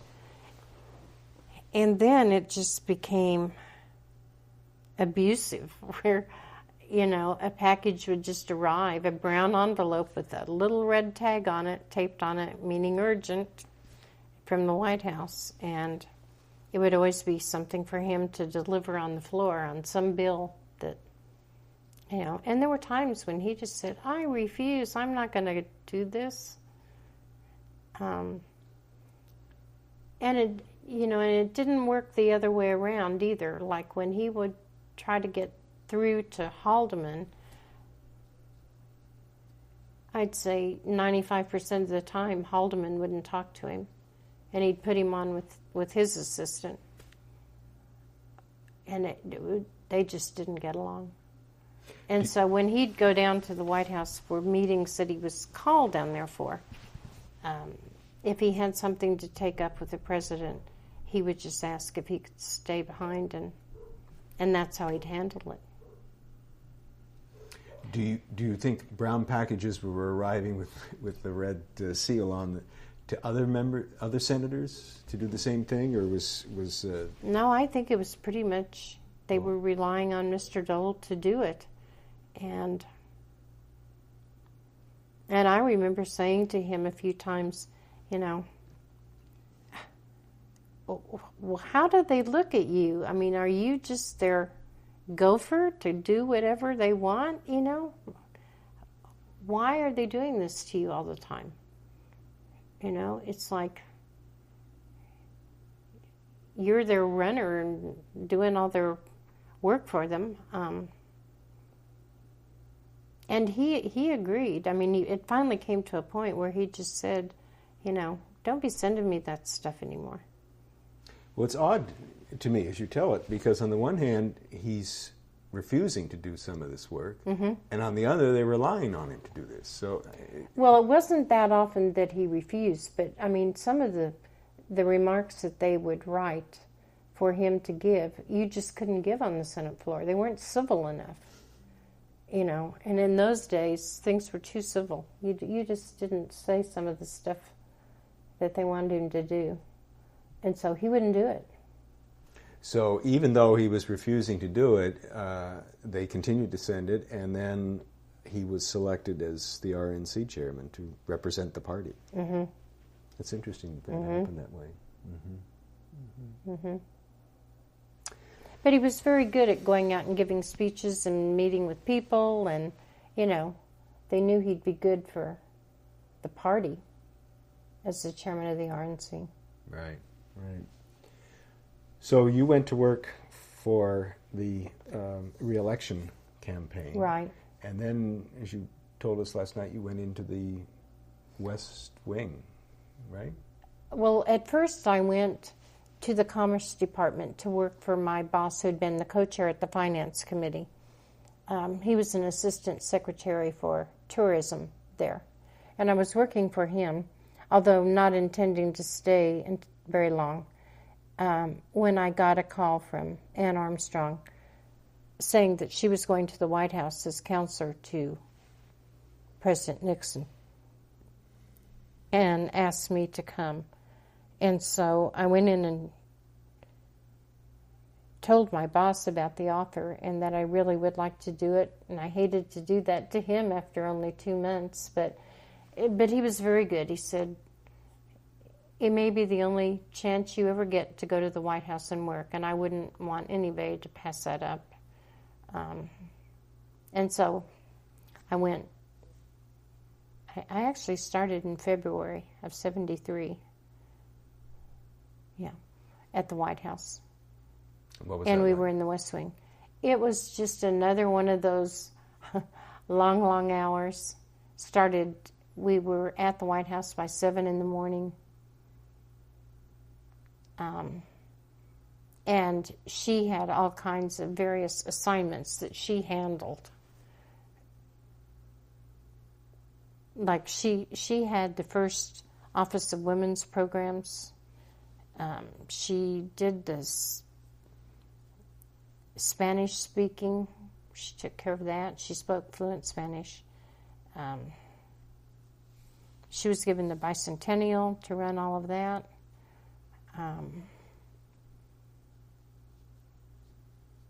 trying to think. Oh, she was the political liaison to the National Committee members.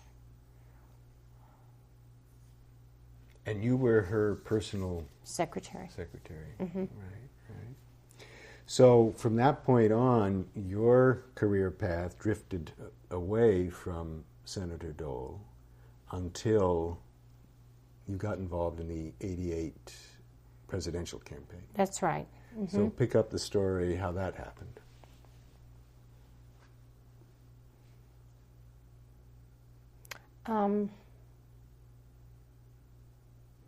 He was already running, had an office in '87, which I knew about. We had always been sort of in touch, off and on. And I got back to Washington very frequently working for Mrs. Armstrong in Texas because she chaired the President's Foreign Intelligence Advisory Board for Reagan and for Bush. She also was on other commissions, and so we were in Washington frequently, and some of the people on Mr. Dole's staff that I was friends with, I'd see them, and so in '87, I knew for sure I wanted to leave Texas and get back to Washington somehow. And so I thought maybe it'd be fun just to go and work on his campaign. And so I called him he was the minority leader at the time. I called and talked to him and told him when I was going to be in Washington and for this PIFIAB meeting, and asked if I could come up and see him and talk to him. And he said, sure, And so one afternoon I went up and we spent 3 hours talking about, I said I was interested in working on the campaign. And he said, you are? I never even thought about that, didn't have any idea. So we talked about it, and he told me who all was at the campaign, and I asked him how much his Senate staff and the leader's staff and all were involved in it, and he said, they really aren't. We have to keep all this separate. And so then he told me to go talk to Bill Lacey, and I did. And I was not at all impressed, but nevertheless, Senator then told Bill wanted me to fill out all kinds of forms and everything. And I said, Mr. Dole had already said to me when I left that day after talking to him, I want you to come. Just make your own arrangements and come as soon as you can. And so then he called Bill Lacey and told him, and Bill then sent me all these forms to fill out. And I can't remember exactly how it all happened, but I think I called Bob Ellsworth, and he said, you don't have to fill any of that out. The senator just wants you here. Just get here. And so about a week, 10 days went by, and I was still in Texas, and Bill had been told to call me and give me an offer and so forth, and I'd never heard from him. So the senator finally called me in about 10 days and wanted to know if I'd talked to Lacey, and I said, no, he's never called me. And he said, well, I'll talk to him. Don't worry about it. Just come. And so, it was kind of an up in the air. What am I going to do? What am I going to get paid? But at any rate, then, and Dave Owen was traveling with him a lot then. And I know that it was on a Sunday, maybe another week later. They were in Puerto Rico, and they called me and wanted to know if I had talked to anybody about anything concrete, and I said no, nobody had been in touch. And so Mr. Dole said, well, just get on up here. And he said, you can name your price. I don't care what it is. It's yours. And I need somebody to handle the schedule in advance. He said, I've got some young people doing it now, but he said, I just need you to come and oversee all that. So I told Mrs. Armstrong that I was going to go back and do the campaign. And I went on up there in June, I guess, of 87. And so that's how I got to the campaign. And you remained in charge of scheduling through the duration. Mm-hmm. And you saw a fair amount of churn and turnover in that campaign in terms of its management. Can you talk a little bit about that? Well, the turnover was from Bill Lacey being the day-to-day campaign manager, which I just didn't, to me it just didn't seem like we were going anywhere. And in fact, there were too many detrimental things. So I just went up to see Mr. Dole in the Senate and told him I really thought he needed somebody who was wiser and more political and would carry a bigger stick, to run the day-to-day operations. And he'd been hearing that from other people down there. And so he asked me, who do you have in mind? And I said, I don't know. I haven't thought a whole lot about it. And I said, I don't know. Someone like a Bill Brock, who's been RNC chairman, who knows the ropes that way, and you've served with him in the House and the Senate, so you know him. But somebody like that you feel comfortable with. And he said, well, let me mull over this Bill Brock idea. And then he settled on that and called Brock to see if he could come talk to him. And he had just had eye surgery and was laid up with that. But he said, come on over on Sunday afternoon. And so Mr. Dole and Mari Mossing and I think Kim Wells and I went with him, and we talked to him about doing this.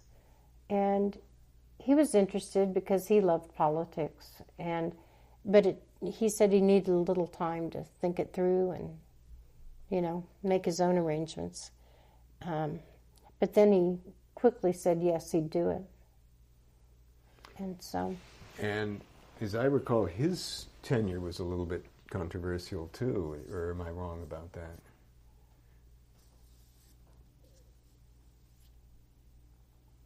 Well,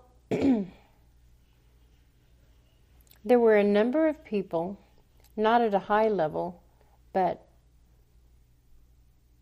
a number of people who really liked Bill Lacey. And so there was, that conflict.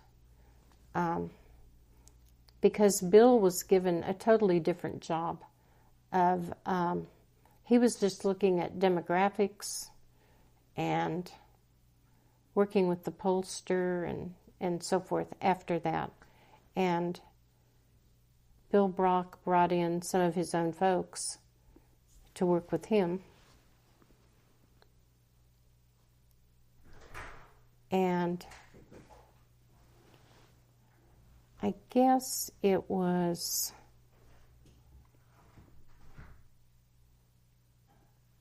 Bill Brock traveled with him quite a bit, off and on, just to see how everything was going, how things were shaping up.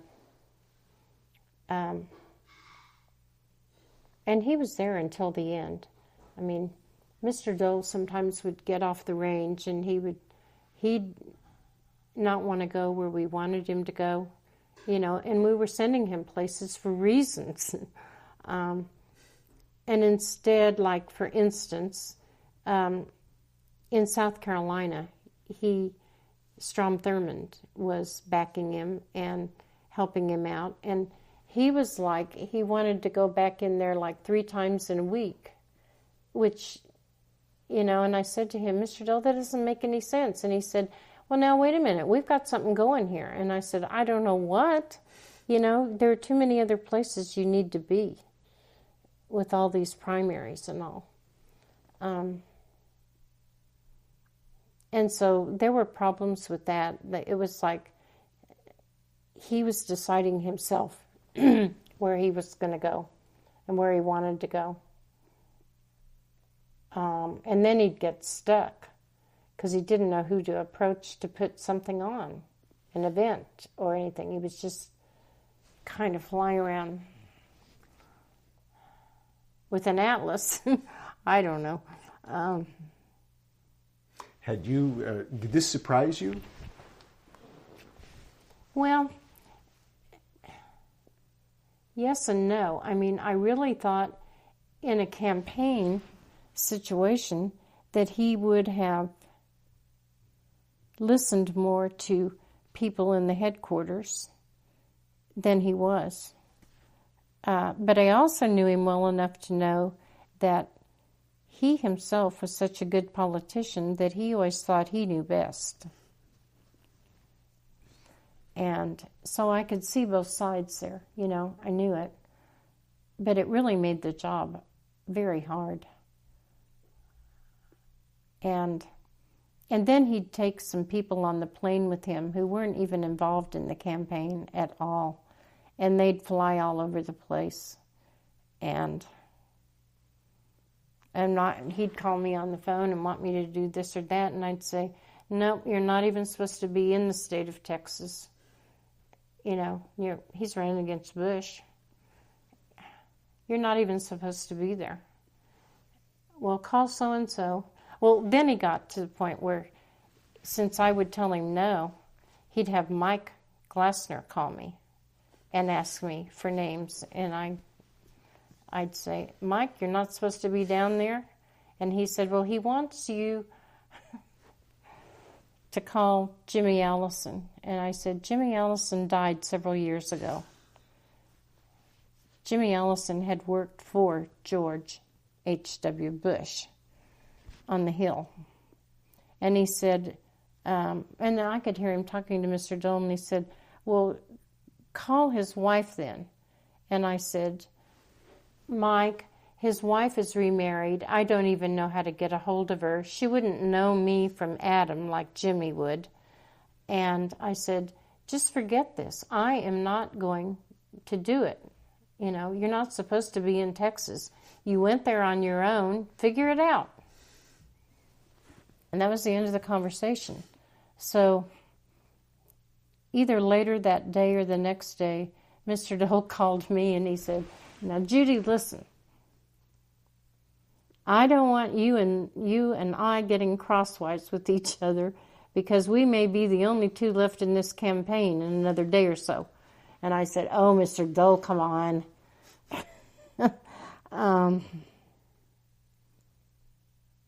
But, you know, I just said, look, we're only doing this we have reasons, and we can tell you why, you know. And I said, and I know you're a great politician, and you think you know what to do, but you can't step back from the big picture and look at it and see what needs doing. And you have to depend on people to help you do that.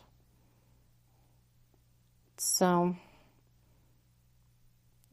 I guess we went on from there to Chicago, and we were running out of money.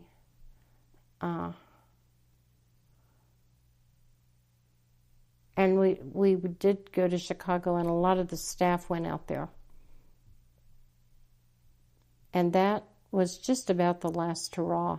He went on and traveled to a couple more states before he gave it up. So this was after Iowa and New Hampshire, obviously. Mm-hmm. Now, yeah, because he won Iowa and then lost big in New Hampshire. And you were telling us you spent some time in New Hampshire. Did you also spend time in Iowa?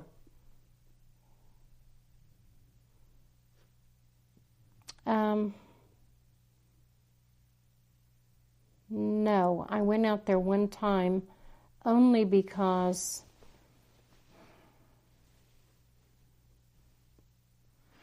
I can't remember what the situation was. He was so tired and exhausted, he needed to get off the road. I knew that. Because his temper was flaring and everything was just really bad. And so I went to Mr. Brock and said, I really think you need to go out to Iowa and be out there. This is what's happening. And Brock knew it. And he said, will you go along? And I said, sure. And he said, well, let's go tomorrow. So that happened to be a Saturday, and we didn't tell him we were coming. But we got on a plane and flew out to Iowa. And Mr. Dole was sick. He had a horrible cold. He couldn't even speak. And Brock went down to see him and told him that he and I had flown out to talk to him and let him know that, you know, he just couldn't run himself into the ground, that he had to take some time off and so forth. And so Brock came back and said, he's sound asleep, he's gone back to bed, and we can see him in the morning. And I said, no, I've served my purpose. He knows why I came, which meant he knew I came because I was really concerned about him and about what was going on, and that if I were going to come all that way, that, you know, he already had my message. And so I got on a plane the next morning and flew back to Washington.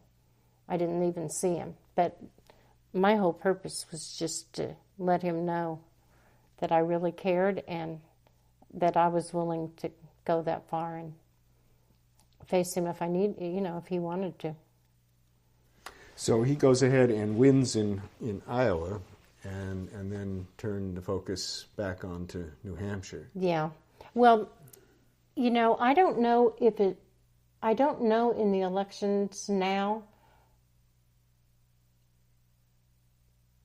if you can only spend so many days in a state and then you have to get out, or so many hours. I don't know that. But back in 88, you could only be in a state for, I don't remember, 24 or 48 hours, and then you had to get out of that state and go somewhere else. It was FEC rules.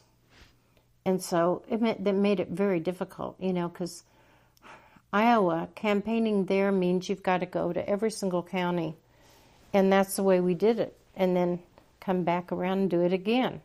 And you just keep doing that. So when you'd have to get out of there, in case you'd be reported and fined, then he'd go into New Hampshire and do some events, and maybe down to South Carolina, because that was coming up. But you couldn't stay in one state like they're doing now. You know, some of they must not have that rule anymore, because I've seen candidates where they've moved to the state. So what was it like going up to New Hampshire? And what was the primary I like? wasn't there for the very end of it when the staff that went up for the primary, he wanted me to stay behind so that there was someone at the headquarters, you know, that he could talk to. And that was fine with me. There were a lot of people up there doing things. And so I wasn't there then. I was up there prior to the primary, meeting with Redmond and Tom Rath and his folks, you know, on strategy and where he needed to go, which speeches he needed to give and where, and all that kind of thing. But I didn't go up when he was there for the last several days before. One of the things that we did was we got Don Rumsfeld to agree to endorse him and we got a plane to fly him up to New Hampshire to do that. And Gene Kirkpatrick, and, we were doing things like that back at the headquarters. But it was probably one of the biggest blows he ever had, was to lose New Hampshire.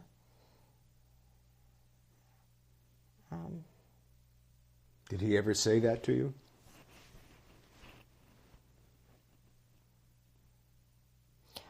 I can't recall that he ever said that to me, but I knew that it was, just from what I was hearing from the folks who were up there with him. And I think it was about that time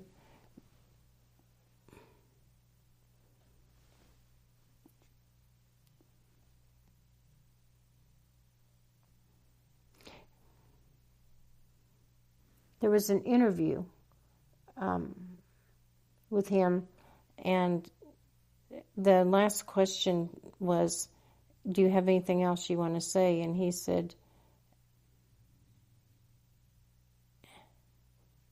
yes, he wanted Bush to stop lying about his record. And I was at the headquarters. We were all watching that. Maybe it was a debate. I don't recall.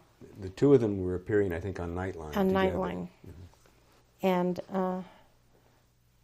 I put on my coat and walked out the door, and I knew that was the end of the campaign. I never said that to him, but I knew it was.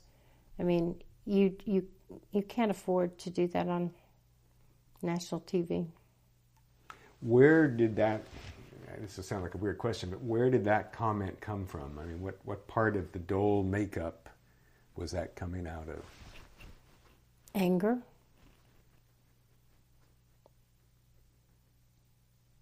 That temper that flared.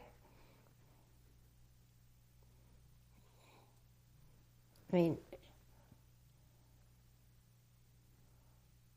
I've had a lot of people tell me that doesn't happen anymore nearly as often, that he's mellowed a lot.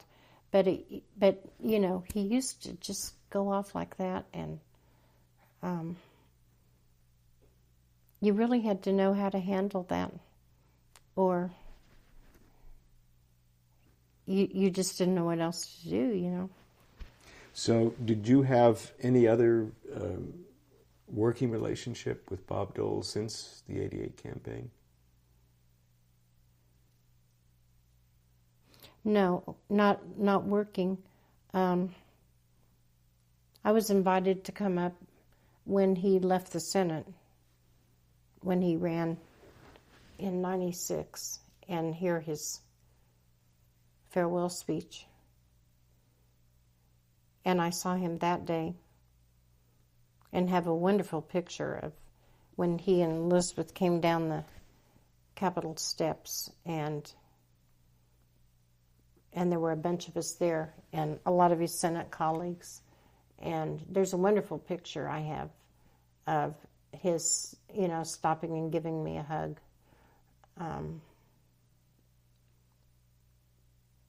And then we've just stayed in touch over time. Like, I always get Christmas gifts, and I see him at various things, but... Did he try to involve you in the '96 campaign? No. And you weren't tempted? No, not at all. Why not? I guess basically because I really didn't think anybody could beat Clinton at that point in time. And I really had done enough national campaigns. I also had done the Reagan campaign, and Nixon, Ford, Reagan.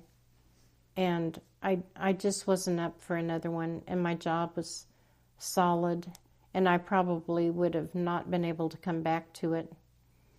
They'd have had to hire somebody else to do it, and I liked what I was doing. And just for the record, you were working at that time for? At CSIS, and I was handling all the membership groups and all their meetings. Just we're almost done, I think. Although if there's anything else you want to say, I certainly want to give you that opportunity. Just fill me in a little bit on Phyllis. You mean what kind of person she was? Mm-hmm. And being around her and so forth. Phyllis really did not like politics. It just wasn't in her.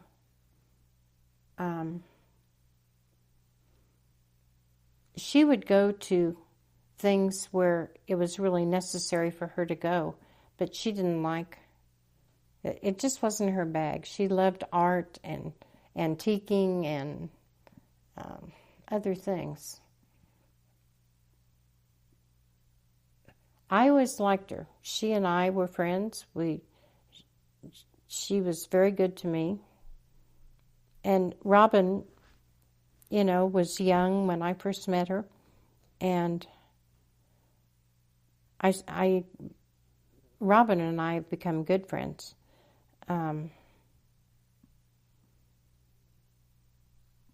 Phyllis, how would I describe her? She was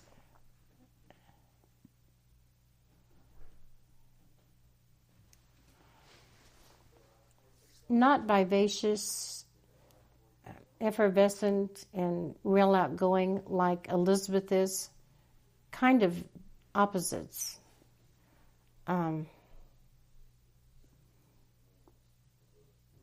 Phyllis had quite a few friends, and she was very active in the Senate Wives Club. She did do a lot with them. But that's the only thing I can think of that she did, really, politically. Once in a while, when people would be in town that she knew, she would bring them up for lunch and so forth. But it just wasn't in the cards for her. I mean, it wasn't what she really liked, and she never grew to like it. But you said her disappointment at the divorce was pretty profound. Why was it, do you think? I just think she never expected that he would get a divorce. And I have to say that I never thought he would either.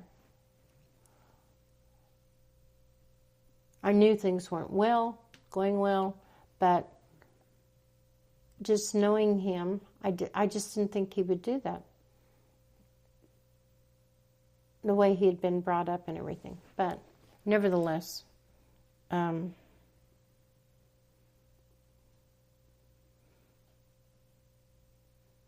think a lot of it was she was scared. She didn't know what in the world she was going to do next. Where would she go? What would she do?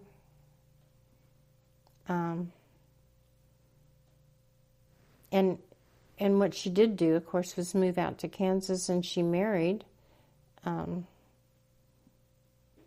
supporter of Mr. Dole's. They lived in a small town, and she had an antique shop.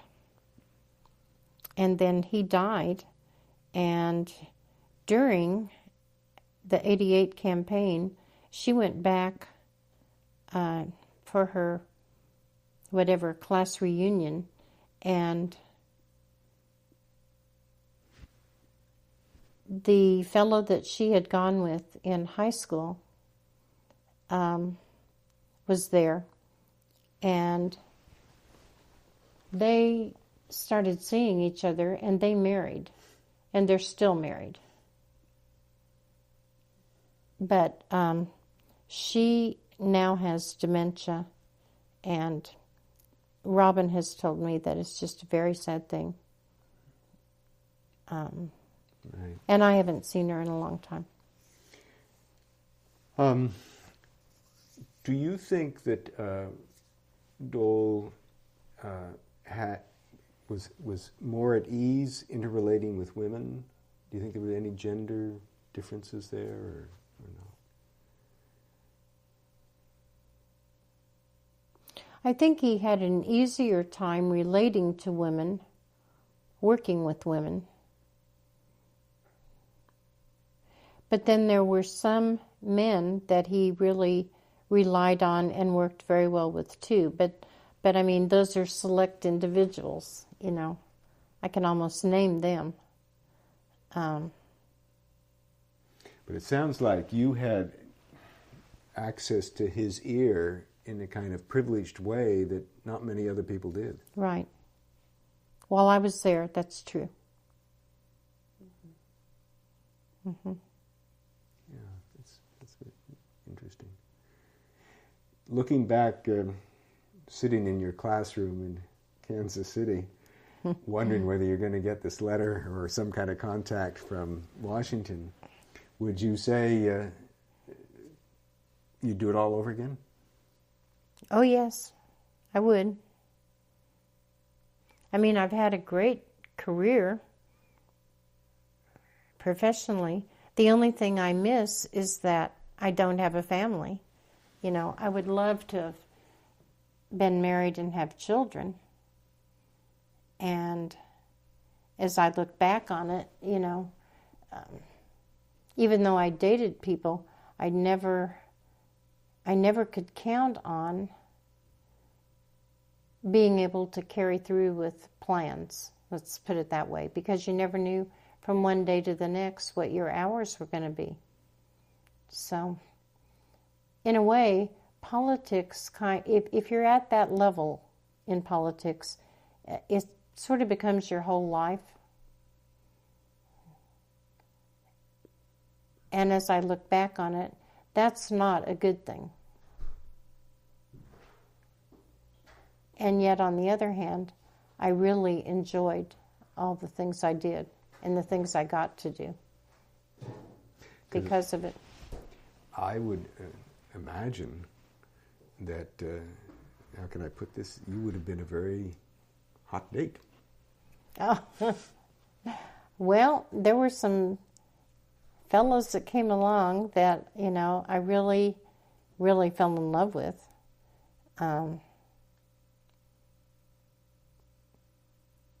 And why I never just got out of the politics and got married, I don't know. That's something I wonder myself. You know, I don't know why.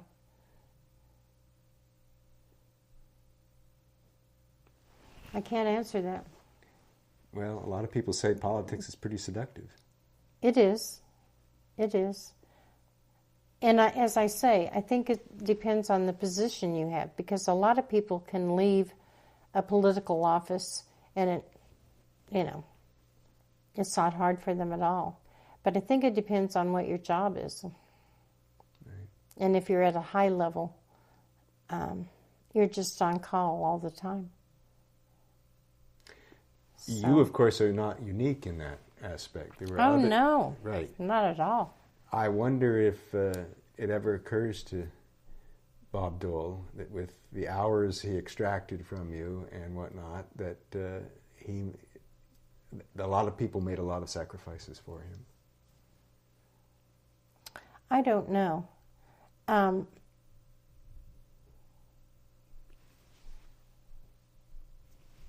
Could we stop for a moment? Mm-hmm. How do you think Bob Dole will be remembered as time goes on?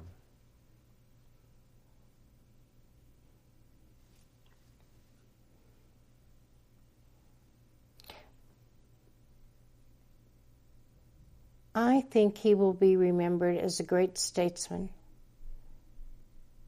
He was so good as minority leader at bringing people together and getting the most out of the Republicans he had to work with. And I think they respected him greatly from all I've heard. And his ability to bring various viewpoints to the table, let everybody have their say, but then try to come to some conclusion. And he had a real facility for doing that.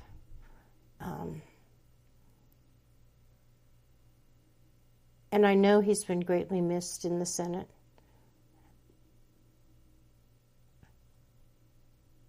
But I also think he'll be remembered as a man who could have felt sorry for himself, lived in self-pity, and not pulled himself up, and had the ambition and the drive to go ahead and make what he could of his life, and to sit down and figure out what that might be, and then to go for it. And he was always someone, no matter when he got beaten down, it might take a little bit, but I would always say to other people, don't worry, he's going to be fine. Just give him time, he'll work it through himself. And then he'll be back up, and you'll know when he's all right again. Because I've seen that happen over and over and over with him. And I find that pretty amazing. And so I think he's really an amazing man, one of the most amazing people I've ever met. And I just have the greatest of admiration for him, for what he's been able to do with his life. And still doing it, right. You know. Very good. Okay. Are we done? I think so. Thank you, Brien. Thank you.